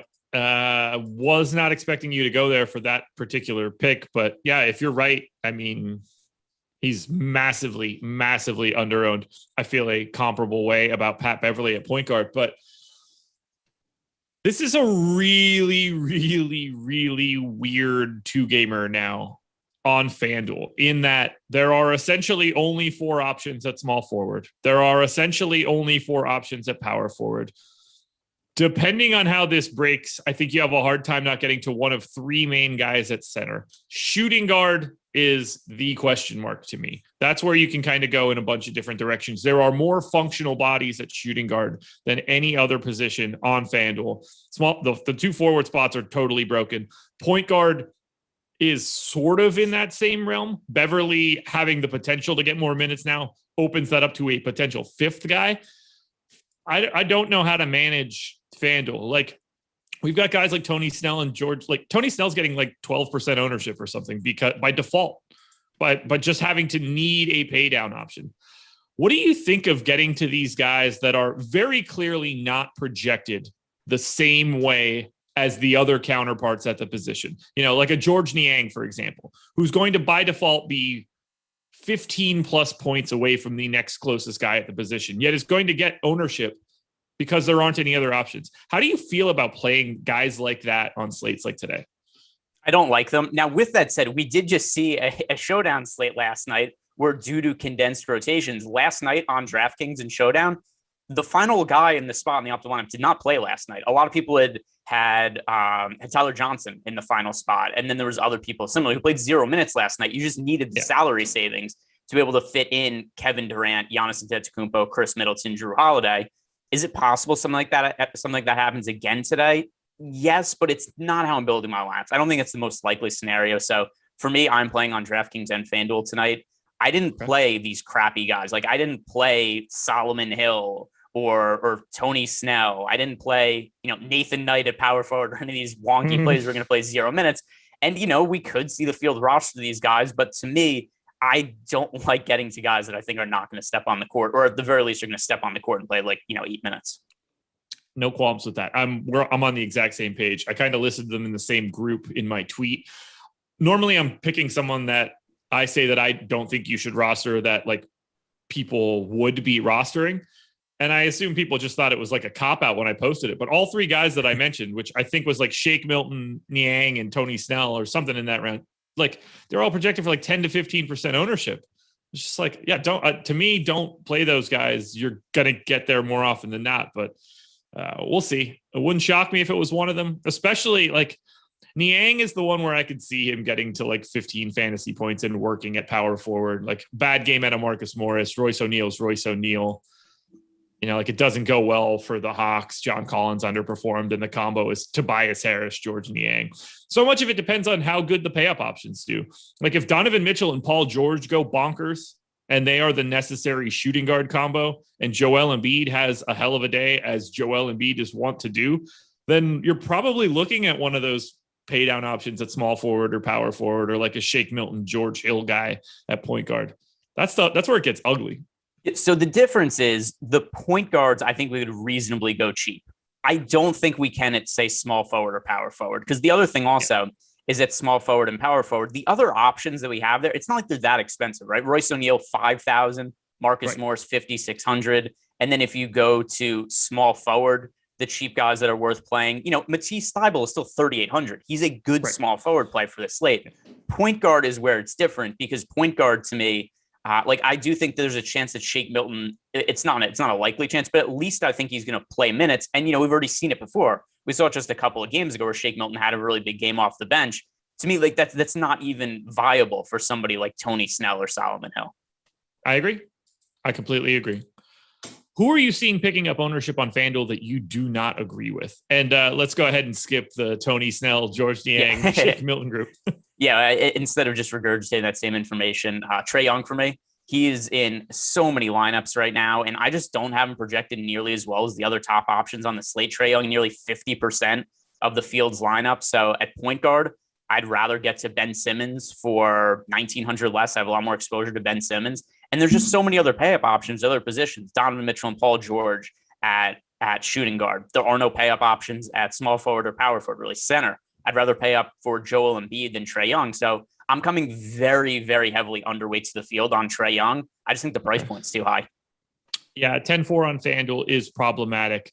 To me, I have Joel Embiid quite a bit ahead of him in raw points, even with the $400 gap in salary. The point guard that I like the most that we haven't actually mentioned, Jordan Clarkson, to me, even though he has been god awful in this series. Have you heard me say anything about Clarkson today by any chance? I have not listened to anything you have said, so you'll have to educate me on your thoughts on him. Perfect. Do you know what Jordan Clarkson's plus minus is in this series? Aggregate. It has to be really bad. He has absolutely been like his games this year. Even if you just look at his the fantasy production beyond that, but just looking at his box scores last couple games, he shot 3 of 12 from the field, 5 of 16 from the field, 6 of 18 in game one efficient game in game 2, or went 9 of 15. But Jordan Clarkson doesn't deliver anything other than scoring. So if he's making shots at such a low percentage, they have to be just getting trashed when he's on the court. Minus 50. Yeah, not far off than what I would have expected there. And if it helps, that's all in games 2, 3, and 4. He was neutral in game 1. So that's tough to do. However, I think he's the best point guard play on the day on FanDuel. So there's that. And my third favorite overall play, just because at 5,300, we still have no Mike Conley. He's going to play 30 minutes. When it works, it probably works well. And on a day where they have to play without Kawhi Leonard, I assume the defense is just a hair worse. So my most rostered players on FanDuel right now, and I'll get ahead of it a little bit, but I wanted to bring this up because you said that Jordan Clarkson is your third favorite. Number 1 for me is Paul George. 2 is Bojan Bogdanovic, and 3 is Jordan Clarkson right now. I have Bogdanovic ranked as my number 1 play on FanDuel, Jordan Clarkson 3rd, Paul George 4th. And before people lose their minds about why Paul George is 4th, it is solely because there are just a bunch of additional dudes you can roster at shooting guard on FanDuel, and every other position has 4 people. So your natural odds of being an optimal guy have to be higher when there are nobody else you can roster. The only guy that is higher that we did not mention, and I'm sure that you have very little disagreement here, Tobias Harris, power forward, the preferred pay up option, the raw points guy. He just kind of gets there by default. It's not like I have some big Tobias Harris thoughts. There's just who the hell else is it going to be? Yeah, no, and he's also on a price point of his own, 8,100. The next closest guy in salary is John Collins at 6,600. I mean, we talked about before. There's 4 power forwards to roster on FanDuel. It's Tobias Harris, John Collins, Marcus Morris, Royce O'Neal, and all 3 of those guys are somewhat close in price. But just Tobias Harris is so far away from everybody else from a salary perspective. He is my most rostered power forward, but just not one of my top 3 most rostered players. Is there anybody else you want to touch on that you think is either going overlooked for the slate, or maybe someone that you think is going underlooked for the slate? Either direction, really. Just things that are popping up to you. Yeah, I mean, you just mentioned Jordan Clarkson. I'm overweight to him. I'm overweight to Reggie Jackson as well. I like the 35% ownership relative to this slate. I think is a little bit too low. Also, you just start to look at some of these numbers with Kawhi Leonard off the court, and it's like, where else is the usage going? We've got Paul George with Kawhi off the court, 35.1% usage rate this year. Reggie Jackson, usage rate over 20%, scores 0.87 fantasy points per minute. So I think he's going to have to most likely play big minutes tonight. So, I mean, just the usage bump going there and the price point for him. One thing that's nice about Reggie Jackson also is that going cheap at point guard with Jordan Clarkson and Reggie Jackson, that really enables us to pay up at all the other positions. So Reggie Jackson, the point guard, I think is going under-owned. But I mentioned before, just to reiterate, the guy who I think is going most under-owned overall on the slate right now is Terrence Mann. I think he's the best contrarian play. And I assume that no matter who you hear is the 5th starter for the Clippers, you're moving forward with significantly more than you have currently. barring, obviously, if it's Terrence Mann, you're just going to continue doing what you were doing. But whoever it ends up being, it's a much better play than what you have right now. Yeah, it's right now. I just have, because we have to assume, it's the one thing that's always kind of annoying about projections, unless you just take a ton of time to kind of build it out and do minutes. You're generally assuming one set of minutes for whatever team you enter, and understanding that there's a whole lot of variables there. So I've just assumed that Terrence Mann is the guy who picks up the most minutes in place of Kawhi Leonard. But like you mentioned, it could be Patrick Beverley who starts. That wouldn't surprise me either. Ultimately, I just kind of picked a name out of a hat based on gut feeling, because there's no real way to know for sure who that guy is this early in the day. Would you basically, like, if it were Kennard, you're just basically hot swapping a large chunk of your man straight to Kennard on FanDuel? Yeah. And I mean, I have Kennard in my player pool right now. I have more exposure to Terrence Mann, but their prices are fairly similar. 3,700 for Terrence Mann, 3,600 for Luke Kennard. So it wouldn't be hard for me to say, like, hey, instead of 30% of Terrence Mann and 10% Luke Kennard, just, flip those numbers. Anything else you want to touch on FanDuel before Shabazzery has a panic attack in YouTube chat for us talking about FanDuel for 10 minutes? Listen, it's been more than 10 minutes, Josh. We've been talking about it for 21 minutes now. So, well, we were talking about random stuff for the first 10 minutes. That is true. So let's say, I don't want to give him too much of a panic attack. Other than that, I think there isn't that much crazy to talk about on FanDuel because of the positionality of it. There's only so many, like, what do we talk about at small forward? Bogdanovich, Batum, Gallinari, Thibault. Those are the guys. Yeah. Power forward, it's Tobias Harris, Marcus Morris, John Collins, Royce O'Neal. Center, it's Joel Embiid, Clint Capella, Rudy Gobert. If you really need to save salary, I think Zubats is in play. He's in 11% of my lineups right now. But, it's hard to really get crazy on FanDuel. All right. Well, we're going to move it on from FanDuel so that some people can understand that now we're going to talk about Draftkings, the two major sites that exist for daily fantasy content in general. We do want to touch on a couple other things before we get into it. First and foremost, schedule. We've got another show coming up after this one, 8 p.m. Eastern time, PGA Live Before Lock. Ben and Jason doing Live Before Lock for the U.S. Open. This one's a big one. If you're going to be watching any PGA Live Before Locks, and honestly, you should be watching every single one of them. But if you're picking any one of them, this is one of the 4 biggies for the entire year. This is major stuff, literally. So make sure you're watching that. Again, 8 p.m. Eastern on the YouTube channel. We've got some free premium content as well. NBA ownership projections, free today. It's a great thing to have on a day like today where there's a lot of ambiguity now that there is no Kawhi Leonard. MLB ownership projections, free today, along with PGA golfer rankings. So you can take those golfer rankings and then tune into PGA Live Before Lock. It all looks good to me. Gerald with the super chat. Does Gobert go off with Kawhi out? Lock at shooting guard on FanDuel. Okay, so for me, the absence of Kawhi Leonard has no bearing on Rudy Gobert. It's not something that changes for me at all, other than the fact that, if we're considering the Vegas numbers, obviously Utah's just projected to score more points in this game overall, and they're pretty big favorites now. They're favored by, I think, 8 points at the time we started. So other than that, that's like a slight boost for Rudy Gobert, but it's not something where I'm like, oh my God, like Rudy Gobert is in all my lineups now because Kawhi's out. There's no real strong correlation there. As for shooting guard, the player I have the most exposure there, although he's not a lock, is Paul George for me. Yeah. If you're picking anybody that's a lock at shooting guard today, I think it kind of has to be Paul George. Like if you had to pick one, it's like, all right, I'll take the guy without the stud that has to try to save his team season. I have him in the optimal lineup 54% of the time. So we're talking about a coin flip where he's not. If I weren't going to Paul George at shooting guard, Donovan Mitchell and Bogdanovich would be the next 2 guys up for me. Here's one thing also about Paul George for this slate. If he doesn't play well, it is so unlikely to me that Clippers Jazz game stays competitive. There just aren't other real routes to that game being competitive. So Paul George to me, just other than the fact that also I have him projected for the second most fantasy points on the slate behind Joel Embiid. So that just makes me get to him. Like, I just don't see a good reason to be underweight to Paul George because, all right, if he sucks, then guess what? You played Donovan Mitchell at shooting guard. He's probably playing limited minutes. So to me, I think that's one of the reasons also Paul George just kind of has to be a linchpin of lineups. We got another super chat here from Her TV. If I fade Embiid on FanDuel, it gives me more exposure to Harris, Morris, PG, Simmons, and Mitchell in the main slate? That's not a question. And that makes sense. By not playing Joel Embiid and having more salary, you will get more of the more expensive guys at other positions. Yeah. So is the question, should you fade Embiid? To me, the answer to that is no. Joel Embiid is my favorite center play on FanDuel, and I don't find him all that difficult to get up to on this slate because the small forward and power forward options are so cheap. So I don't recommend fading Joel Embiid. I got him in the optimal lineup 39% of the time on FanDuel. So, you can kind of talk me into anything at that point, depending on what his ownership is.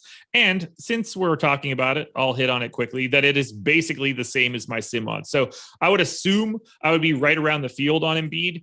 The reason that would switch a little bit is basically totally on the positional structure elsewhere. If I can find myself more pay down options, and on a day like today with all the Clippers value, I think that's going to naturally lead to more Joel Embiid from a raw points perspective. That's all. Yeah. And the other thing too that I'll mention is, since I said I like Terrence Mann, and if it ends up being Luke Kennard that starts, and I'll be swapping Luke Kennard, I probably have more salary to play with than a lot of people in other lineups. Also, I'm underweight to the field on Donovan Mitchell. So that's something else that filters me to more Joel Embiid than the field has. All righty. Let's head to DraftKings now, where I assume we're going to get a similar answer to the leadoff question. Your favorite play on DraftKings for today? So just overall relative to price, my projection, also what the ownership is, it's Terrence Mann. Terrence Mann right now is in the majority of my DraftKings lineups. The flat min, I think he's going to play fairly significant minutes with no Kawhi tonight. And we've seen Terrence Mann, when he gets on the court, he's played pretty well in the playoffs. So Terrence Mann, there is a little bit of variability there because there's been times where the Clippers haven't run him out where I thought they were going to. But if he starts, I wouldn't have any concerns about that. Yeah, same. I'm more heavy on Luke Kennard and Patrick Beverley as of right now. These are just guesses. I will be plenty heavy on Terrence Mann if this shakes out a slightly different way, but I have Beverley in the Terrence Mann role. And I don't get the sense that you and I are all that confident either way. No, I'm just guessing who's starting. And also part of it is also, I don't know how you do this, but a lot of times if I'm unsure who the starter is going to be, I'll kind of plug in who I would like to start. And I think that the best option for the Clippers is Terrence Mann. Therefore, I set up my projections that way because they're like, this is the outcome I want to happen. And that's kind of the tiebreaker for me. Given the way that the slate is set up, to me, I didn't care all that much. I knew that I was going to get a lot of the Clippers anyway. And all of those guys were popping up enough for me that I just have to wait till I figure out who it is and late swap optimize and call it a day. Like, it's going to have to happen one way or the other. So I was a little bit less concerned. My only concern was not getting to anyone right out of the gate and like hamstringing myself a little bit. And now that I see that hasn't happened, I don't really care what any of their individual exposures are, because no matter what, I'm going to be tweaking it in some way before the tip off of that game. Yeah. And I think that's a key point you hit there that makes a lot of sense is, even if you aren't sure which one is going to be starting, make sure you have one of them in there at least as a placeholder, so you have the ability to swap and pivot. Because if you just go, hey, I don't know who's going to start, so I'm just going to play a bunch of guys from the Hawks Sixers game, that's a mistake, because there's going to be somebody that's a good value play, even if we aren't totally sure who that is as of now. Yeah, and this doesn't get said enough, and it probably should. And I guess I could blame myself a little bit because I don't say it nearly enough, especially like today. A 2-game slate with a 7:30 and a 10 whatever. I don't know what the hell time the other game starts. It doesn't matter. 2.5+ hours in between. Every single person in every single lineup that you have should be touched in some way before that second game starts. You should be recrunching no matter what to find out which lineup is already doing well. You should probably be taking a look at your best lineup to see if there is a more optimal way to move forward. This is just a no-brainer. People that are probably playing a ton of lineups are doing this one way or the other, but you should absolutely change. I don't want to say change everything, because some lineups are just going to stay the same, but you should be looking to make changes regardless of what's happening. Whether, like, if Kawhi was just in and there was no news, you should still be doing what I'm saying.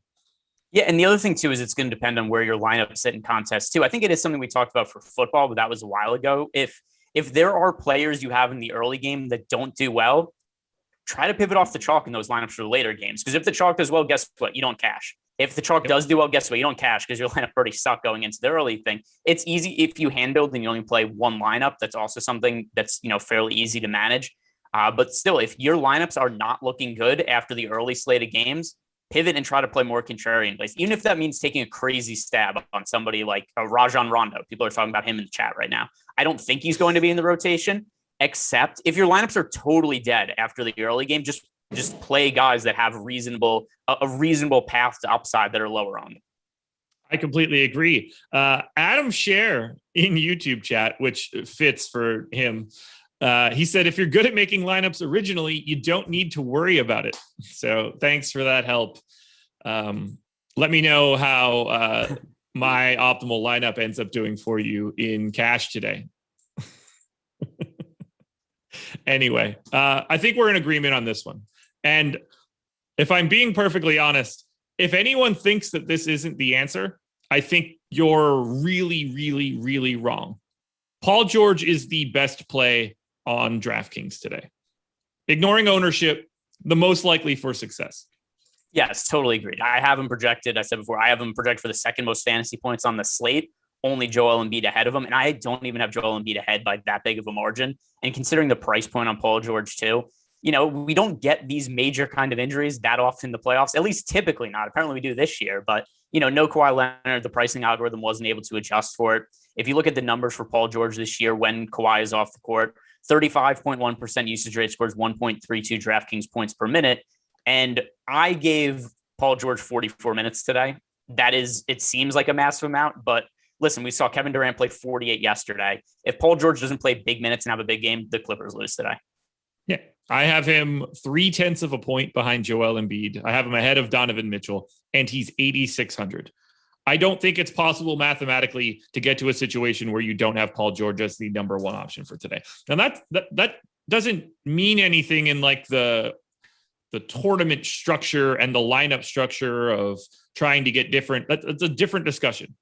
To have someone that isn't Paul George as the top play today, that would invalidate your projection system to me.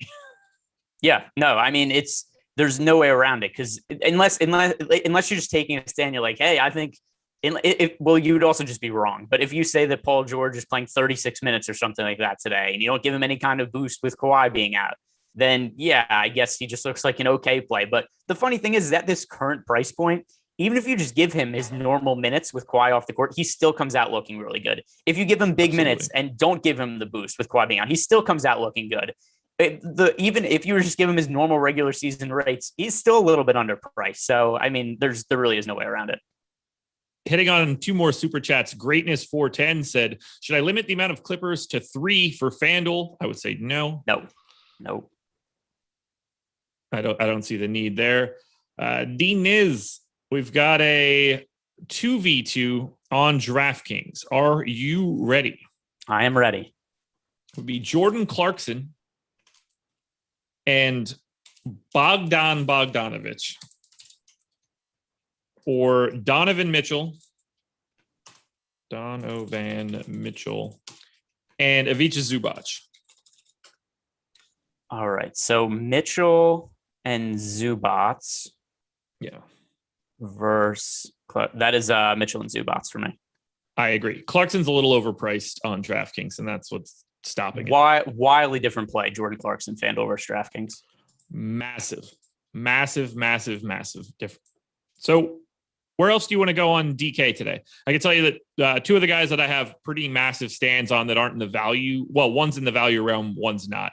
Donovan Mitchell, I'm happy to pay up to today. I think not having Kawhi there just sort of makes life quite a bit easier for him. And that is not something that I actively make a change for, but it does make me feel good when he shows up in my lineups. And then Marcus Morris at 4,500, to me, just looks as good as you can for someone that isn't like a huge per minute guy. But I don't think that his minutes could possibly do anything other than go up, barring a really problematic, giant blowout. So Marcus Morris and Donovan Mitchell, along with Paul George, my 3 most exposed guys for today. Yeah, and the other thing I'm going to add, too, that makes Donovan Mitchell a much more viable play without Kawhi there, even if we take out the matchup aspect and if the Clippers defense is worse with Kawhi off the court, There's a lot of value on this slate, and it is not hard to build lineups with Joel Embiid, Donovan Mitchell, and Paul George, and there's just nowhere else to pay up for. So with that in mind, I have a lot of these guys just because there's the value available and there's nowhere else to go. So I have, it looks like nearly half my lineups have all three of them in them. I would assume that would be a very similar stance given the percentages that I see here on all three guys. By the way, Trae Young will play, Joel Embiid will start, and Furkan Korkmaz stays in the lineup. So no news whatsoever for that first game. Yeah, and by the way, people are freaking out every day when we find out that Joel Embiid is listed as questionable, that he's a game time decision. As long as the Sixers are in the playoffs, Joel Embiid's going to be questionable at a game time decision, and then he's going to end up playing. That just is what it is. That is very, very, very true. All right. So we talked a lot about what we like so far on DK. What are some of your dislikes? People's knees, perhaps? Well, so actually one thing I mentioned there is I said there aren't other pay up options really other than Paul George, Joel Embiid, and Donovan Mitchell. I mean, there is one of them is Trae Young. I just have him so far behind those guys that I don't even really consider him. And it's not to say that he isn't somebody who's a viable option for the slate, but I feel the same way I did about him on Fanduel as I do on Draftkings, which is he's in so many lineups and he's overpriced to me. It's a tough matchup, and I have Embiid project for way more fantasy points. I have Donovan Mitchell, Paul George, all these guys project for so many more fantasy points, and he's just as expensive as these guys. I mean, the price difference between Trae Young and Joel Embiid is only 600, and that shouldn't be the case if you just compare them the regular season numbers. And then Donovan Mitchell and Paul George both is cheaper. I have both of them project for way more fantasy points than Trae Young anyway. So to me, Trae Young, if you wanted to talk to me about him being a contrarian play, I would say like, okay, that would make sense in certain situations, but he's not contrarian. He's in a third of lineups on DraftKings. So to me, he's wildly overowned. I'm with you. I'm paying up more for every other guy that you named. And now I'm going to need your help here because Gerald just sent a super chat that said, thoughts on Gorgeous Dong, exposure, Fanduel. He is not on one of these teams, is he? Is he talking about Gorgie Jang or? That is who that is to me. And I mean, is he on the Spurs? It's been too long for me to think about non-teams. He's on the Spurs, but now I'm just looking through teams' rosters really quick, and I'm trying to figure out who else he might be talking about. George Niang? I guess. Maybe. I mean, that is the closest. I mean, unless he's seen the penis of one of these guys and knows something we don't. Yeah. All right. So he might be asking about Dwight Howard then. Yeah, I don't like Dwight Howard either. But I mean, I don't like Niang for this slate either. No. Yeah, Gerald, follow up and ask us tell us who it is that you're talking about. I'm assuming also that it's Niang now, but I'm not positive. What a weird autocorrect too. If like he typed George Niang and it came up Gorgeous Dong. Yeah, it's just, hey, listen, this is something that he types very frequently on the internet, and there it is. He just popped it in and autocorrected like, hey. You might have written George Niang, but based on your search history, we know what you meant. I haven't seen him respond yet. So Gerald, if you actually have that as a question, please. Oh, he's talking about Niang. Yeah, that's not him, man. Listen, but either way, I don't want to blame him. Some people might call him that in certain circles, but to me, he's George Niang, and I don't like him this slate. Yeah. So I don't have him projected all that much better than Gorgeous Dong for this particular slate at this point. I don't want to play either one of them. That one caught me off guard for sure. Anybody else you're looking to avoid more often than not in that same sort of Trae Young realm? Because obviously Trae Young shows up in a lineup, you're not like freaking out about it. Is there anybody who you like actively don't want to get to that is picking up some ownership? Let's see. First, I'm going to do a refresh because the last ownership update was a little while ago. We have a new ownership update from 8 minutes ago, and that is the freshest one. So that could be a little different than still Trae Young in a third of lineups. So still the same feelings there. So this is going to be somebody who's DraftKings specific that I think we both liked on FanDuel out of necessity, but Bojan Bogdanovic, not to be confused with Bogdan Bogdanovic. Bojan in a third of lineups, I think that is too much ownership for him. I think that all the guys on the Clippers who are like $1,000 to $1,500 less expensive are better plays So to me, a third of the field being on Bogdanovich, Bojan Bogdanovich, that is the one on the Utah Jazz. Can we stop getting slates where both the Bogdanoviches are together? Let's just get the Jazz and Hawks on different slates. But Bojan Bogdanovich, too much ownership there. I agree. He would be one of the first guys that I would go to. I'm also not all that interested in Tobias Harris at 8,100. He's a guy that's picking up about 30% of ownership that I'm coming in fairly light on. Only other guy that I would point out that's picking up what seems like a lot of ownership, Danilo Gallinari at 4,300. He did not grade out all that well for me. We had him at 27% ownership previously. He is now at 26, so no real changes. I am not even in the ballpark of that. I've got him in single digits. So I guess my next question would be, how do you feel about Gallo? He's in 5% of my lineups on DraftKings. Once again, much different on Fanduel than DraftKings. Fanduel, we just have to roster these crappy small forwards. On DraftKings, we do not have to. So yeah, Gallo to me also somebody who's going pretty wildly overowned. If we look at his production this series, he had one really strong game against the Sixers. That was game 3 or game 2, actually. He scored 37 DraftKings points, just hit a bunch of threes, ended up hitting 5 of them. But beyond that, you look at his fantasy point totals in the other games, and even some of the recent ones, he's played decent minutes. He just doesn't do anything other than shoot and pull down a few rebounds. So unless he makes 60% of his threes, there's not much upside there. So his other games this series, 16.5 DraftKings points, 20.75, 5, 11.5. And even those last couple of games where there was no DeAndre Hunter, there just wasn't that much that Gallo does. He doesn't have a massive usage role on this team, and he doesn't do anything other than shoot. Erica D with the super chat of just a picture of a hot dog. I don't have anything to go on based on this, so I'm going to ask you what I think is a pretty reasonable question that I think might set chat off. If you are going to eat a hot dog, what are you putting on it? Ketchup. You're a 6-year-old. Good to know. Good to know. Well, the only answer here is mustard right out of the gate. Let's be clear here. And then chat, please. I hope most of chat is going to be reasonable and be with me on this one. If you would have been like chili or onions or like any of that other nonsense, I don't know what they put on Chicago hot dogs. I think there's a pickle and other crap on it. Ketchup. Ugh. Yeah, I mean, to be clear, I'd prefer to not eat them though. But listen, if it's ketchup, it has to be one of the things. But or else, I think this is just a follow up to the George Niang question. Still don't like him. That's fair. Chat's going wild. Someone said barbecue sauce. That's a new one for me. I don't mind the sauerkraut, the onions. Those are all just like reasonable answers. This was basically leading everybody to ketchup and mustard, or ketchup or mustard. A lot more ketchup and mustard people than I'm really happy with, but not a lot of ketchup onlys. And those people are smart.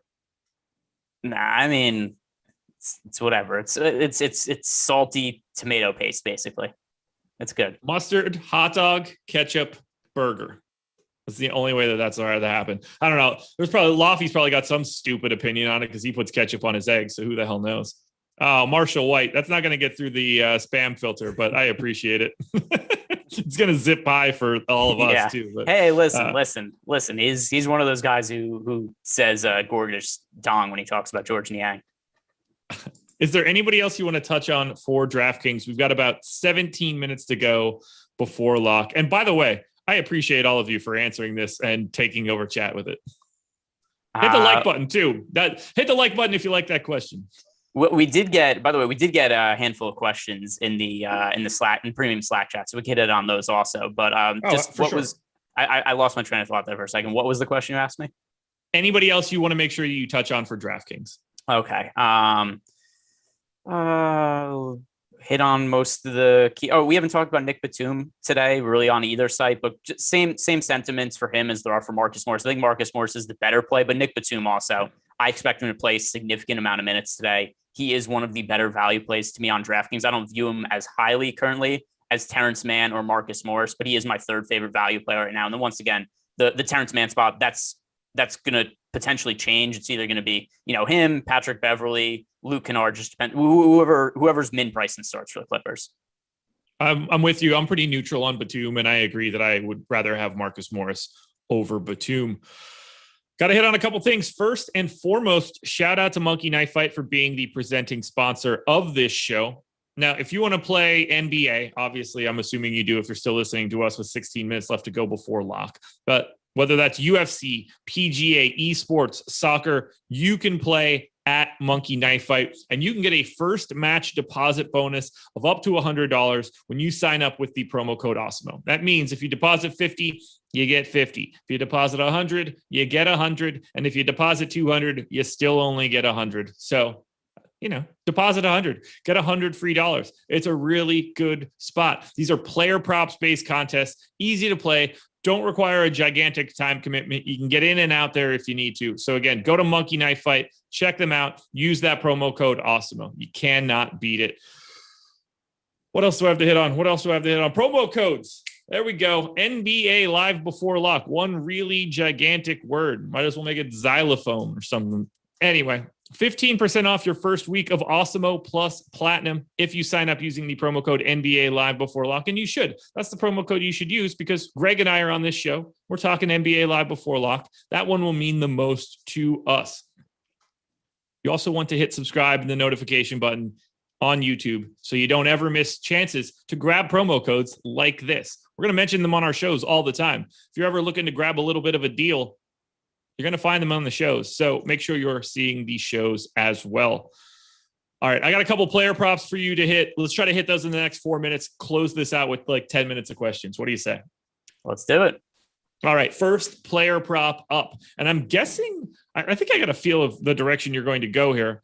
And then we're going to have to hit on the two super chats that are going to be in the hopper. We're doing pretty good on these two gamers. Anyway, Reggie Jackson points over under 16.5.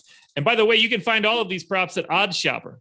It's on the screen right now. Thanks to Jordan Klein, oddshopper.com. It's fantastic. Reggie Jackson points.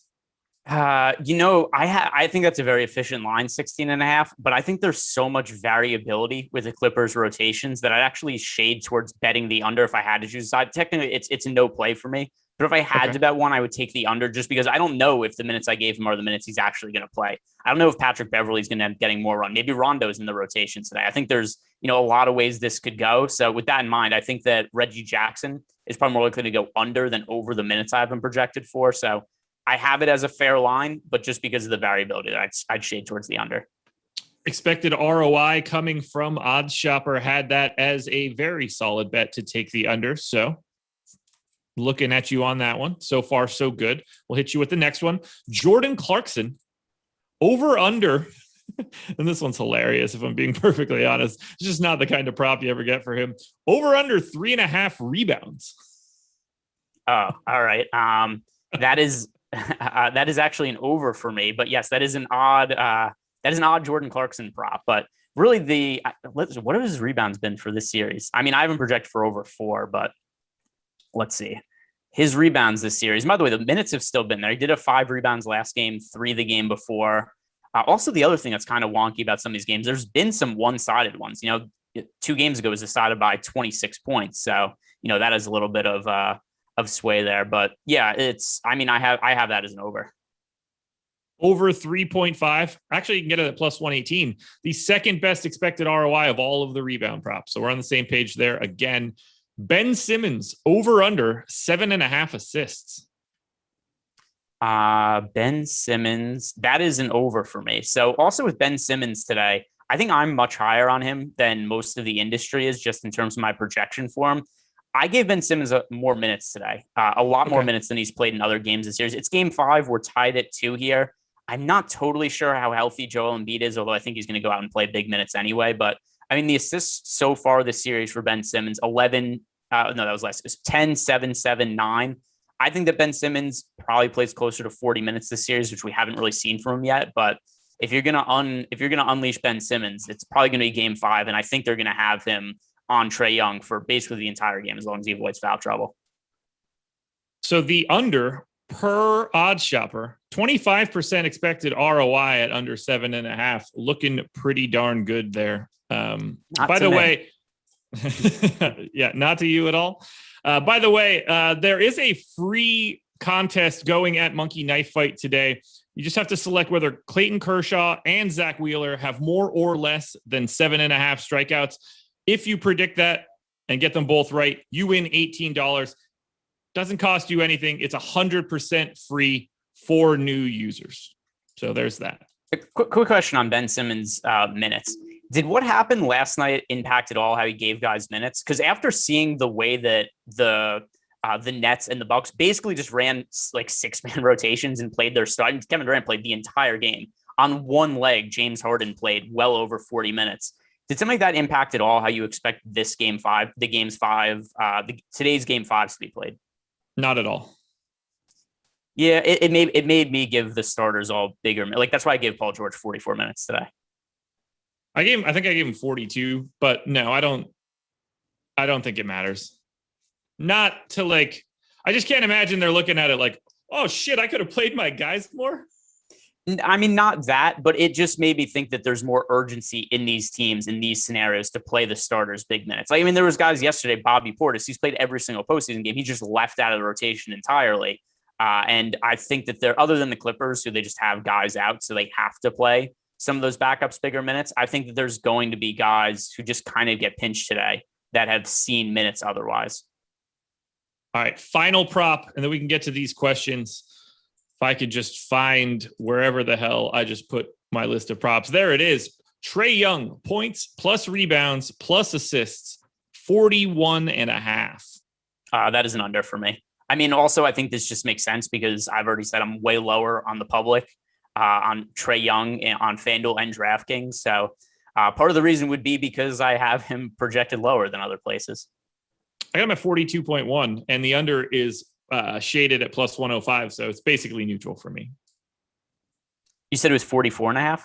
41.5. Oh, 41.5. It's still an under for me, but at plus money, that's reasonable. All right, back to Super Chats. We've got 9 minutes to go. One last time, please hit that like button. It helps us out tremendously, everybody. Let's get that number north of 600. D-Niz, once again, DK, high dollar, single entry. Last guy in, Korkmaz or Zubac? Let's see. I have that slightly as Korkmaz, but it's a coin flip. I have both of them in my player pool.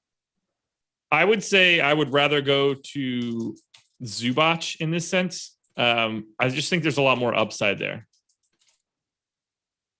And like, it's not out of the realm of possibility that he starts.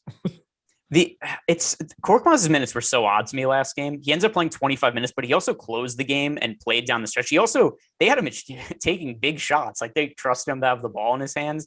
I assume that his minutes actually go up from last game, because 2 games ago when Danny Green started, Korkmaz played 27 minutes last game. Then last game in a start, he played 25. I think he plays a little more today.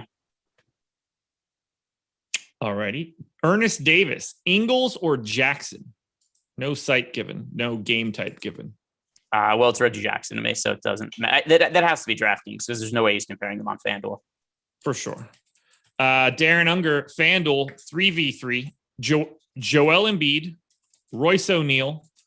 Oh yeah, I got this. Joel Embiid, Matisse Thybulle, and Royce O'Neal, or Chapella, Batum, and Collins. That's in premium Slack, right? No, it's a super chat. Oh, okay. Never mind. I was looking for it okay. That's why I couldn't find it. So let me scroll back up and find it. That would be easier if I was looking at the names in front of me. All right, here we go. Embiid, Thybulle, O'Neal, or Capella, Batum, and Collins. That looks really close to me, but Embiid, Thybulle, and O'Neal. I have it just slightly shaded to Capella, Batum, and Collins, but it is ultra close. I'm authentic 8-10, 2-10. Zubac, Shakur, 2 slept on when it comes to boards tonight. What's y'all exposure on DraftKings? He means Zubac, I assume, correct? That's what we're assuming. I would imagine, but I've been confused about some things so far. I have him in 28% of my lineups. I don't have a lot of him as of right now. That is subject to change as we get closer, but I just don't have much. I'm under the field. So I don't know if that's going to help you at all, but I'm guessing that it probably doesn't. Let's see. His most recent ownership is Zubac on DraftKings, currently projected for 21. So I'm slightly overweight on Zubac. Okay. All right. Getting into premium Slack questions now. We've got 6 minutes to go until lock. On FanDuel, Batum or Gallo? Let's see. I'm almost positive that is Batum, but let me just check. Also, Batum for me. I have more exposure to Batum, and also, I mean, their ownership's about the same. There's a big price gap there. So, there's a $1,200 price difference. You just leaving that money on the table, but I mean, it's Batum. Is Jingles so poorly projected because of his salary being $5,800? That's a FanDuel question.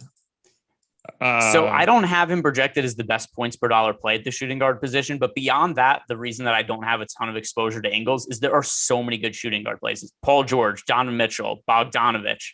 To me, Terrence Mann, who I assume is starting, not Terrence Mann, maybe Luke Kennard if he starts. There are a lot of guys that I personally want to get to before Joe Ingles. Shooting guard on FanDuel is the position that's most loaded with good options, and Ingles just isn't one of them.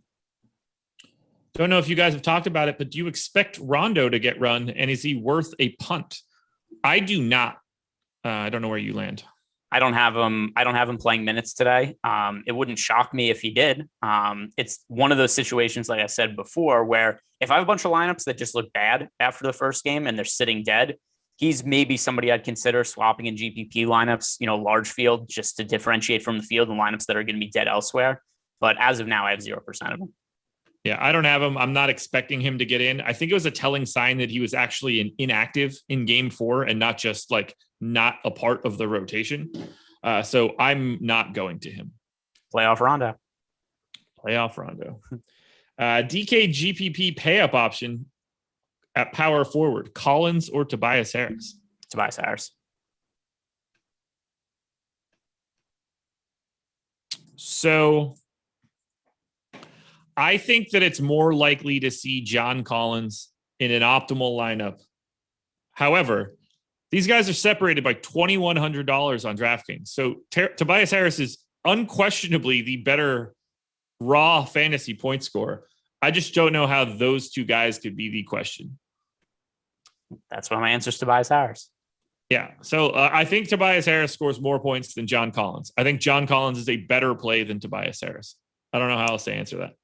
I agree with that, but yeah, I mean, when people ask 1v1s, I just assume that that's who they're deciding to put into a lineup spot. So that's why my answer is what it is. But yeah, it's a weird price gap for two guys to be comparing. Yeah, if they're $2,100 in gap, then I don't know what the question actually is. Is Tobias Harris an okay last piece for a DK GPP?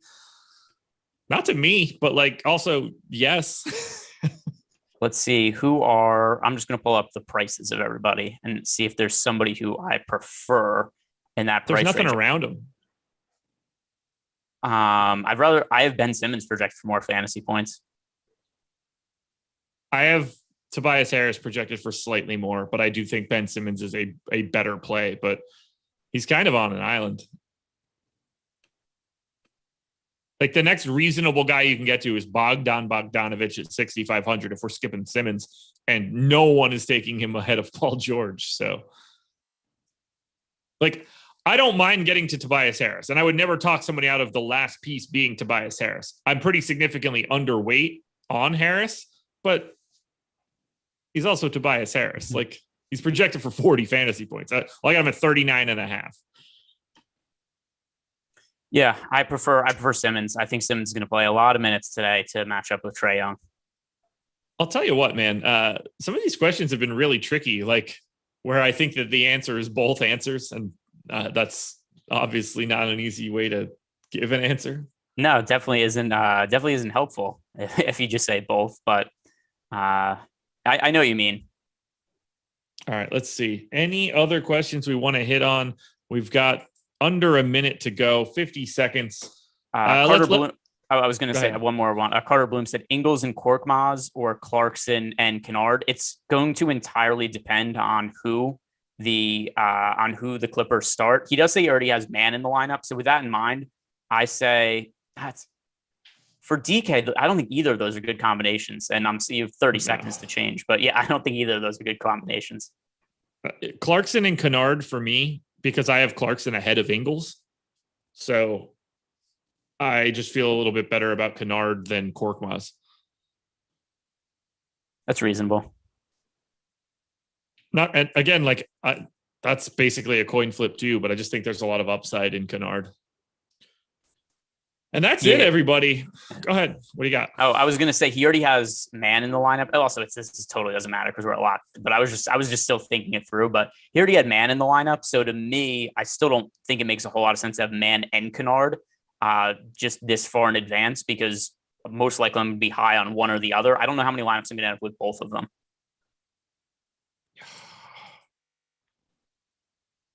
I'm with you there. I know. I get where you're going.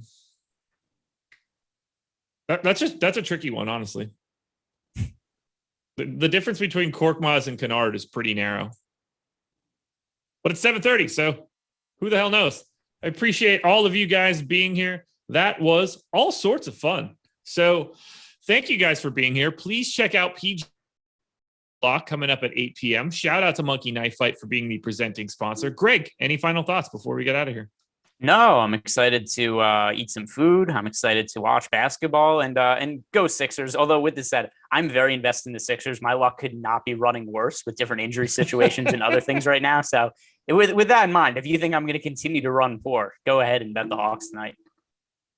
Go Sixers. I agree. And I guess if Kawhi's going to be done, then go Jazz. That's just better in the long run. But anyway, good luck, everybody. We'll talk to you again tomorrow. Go make some money.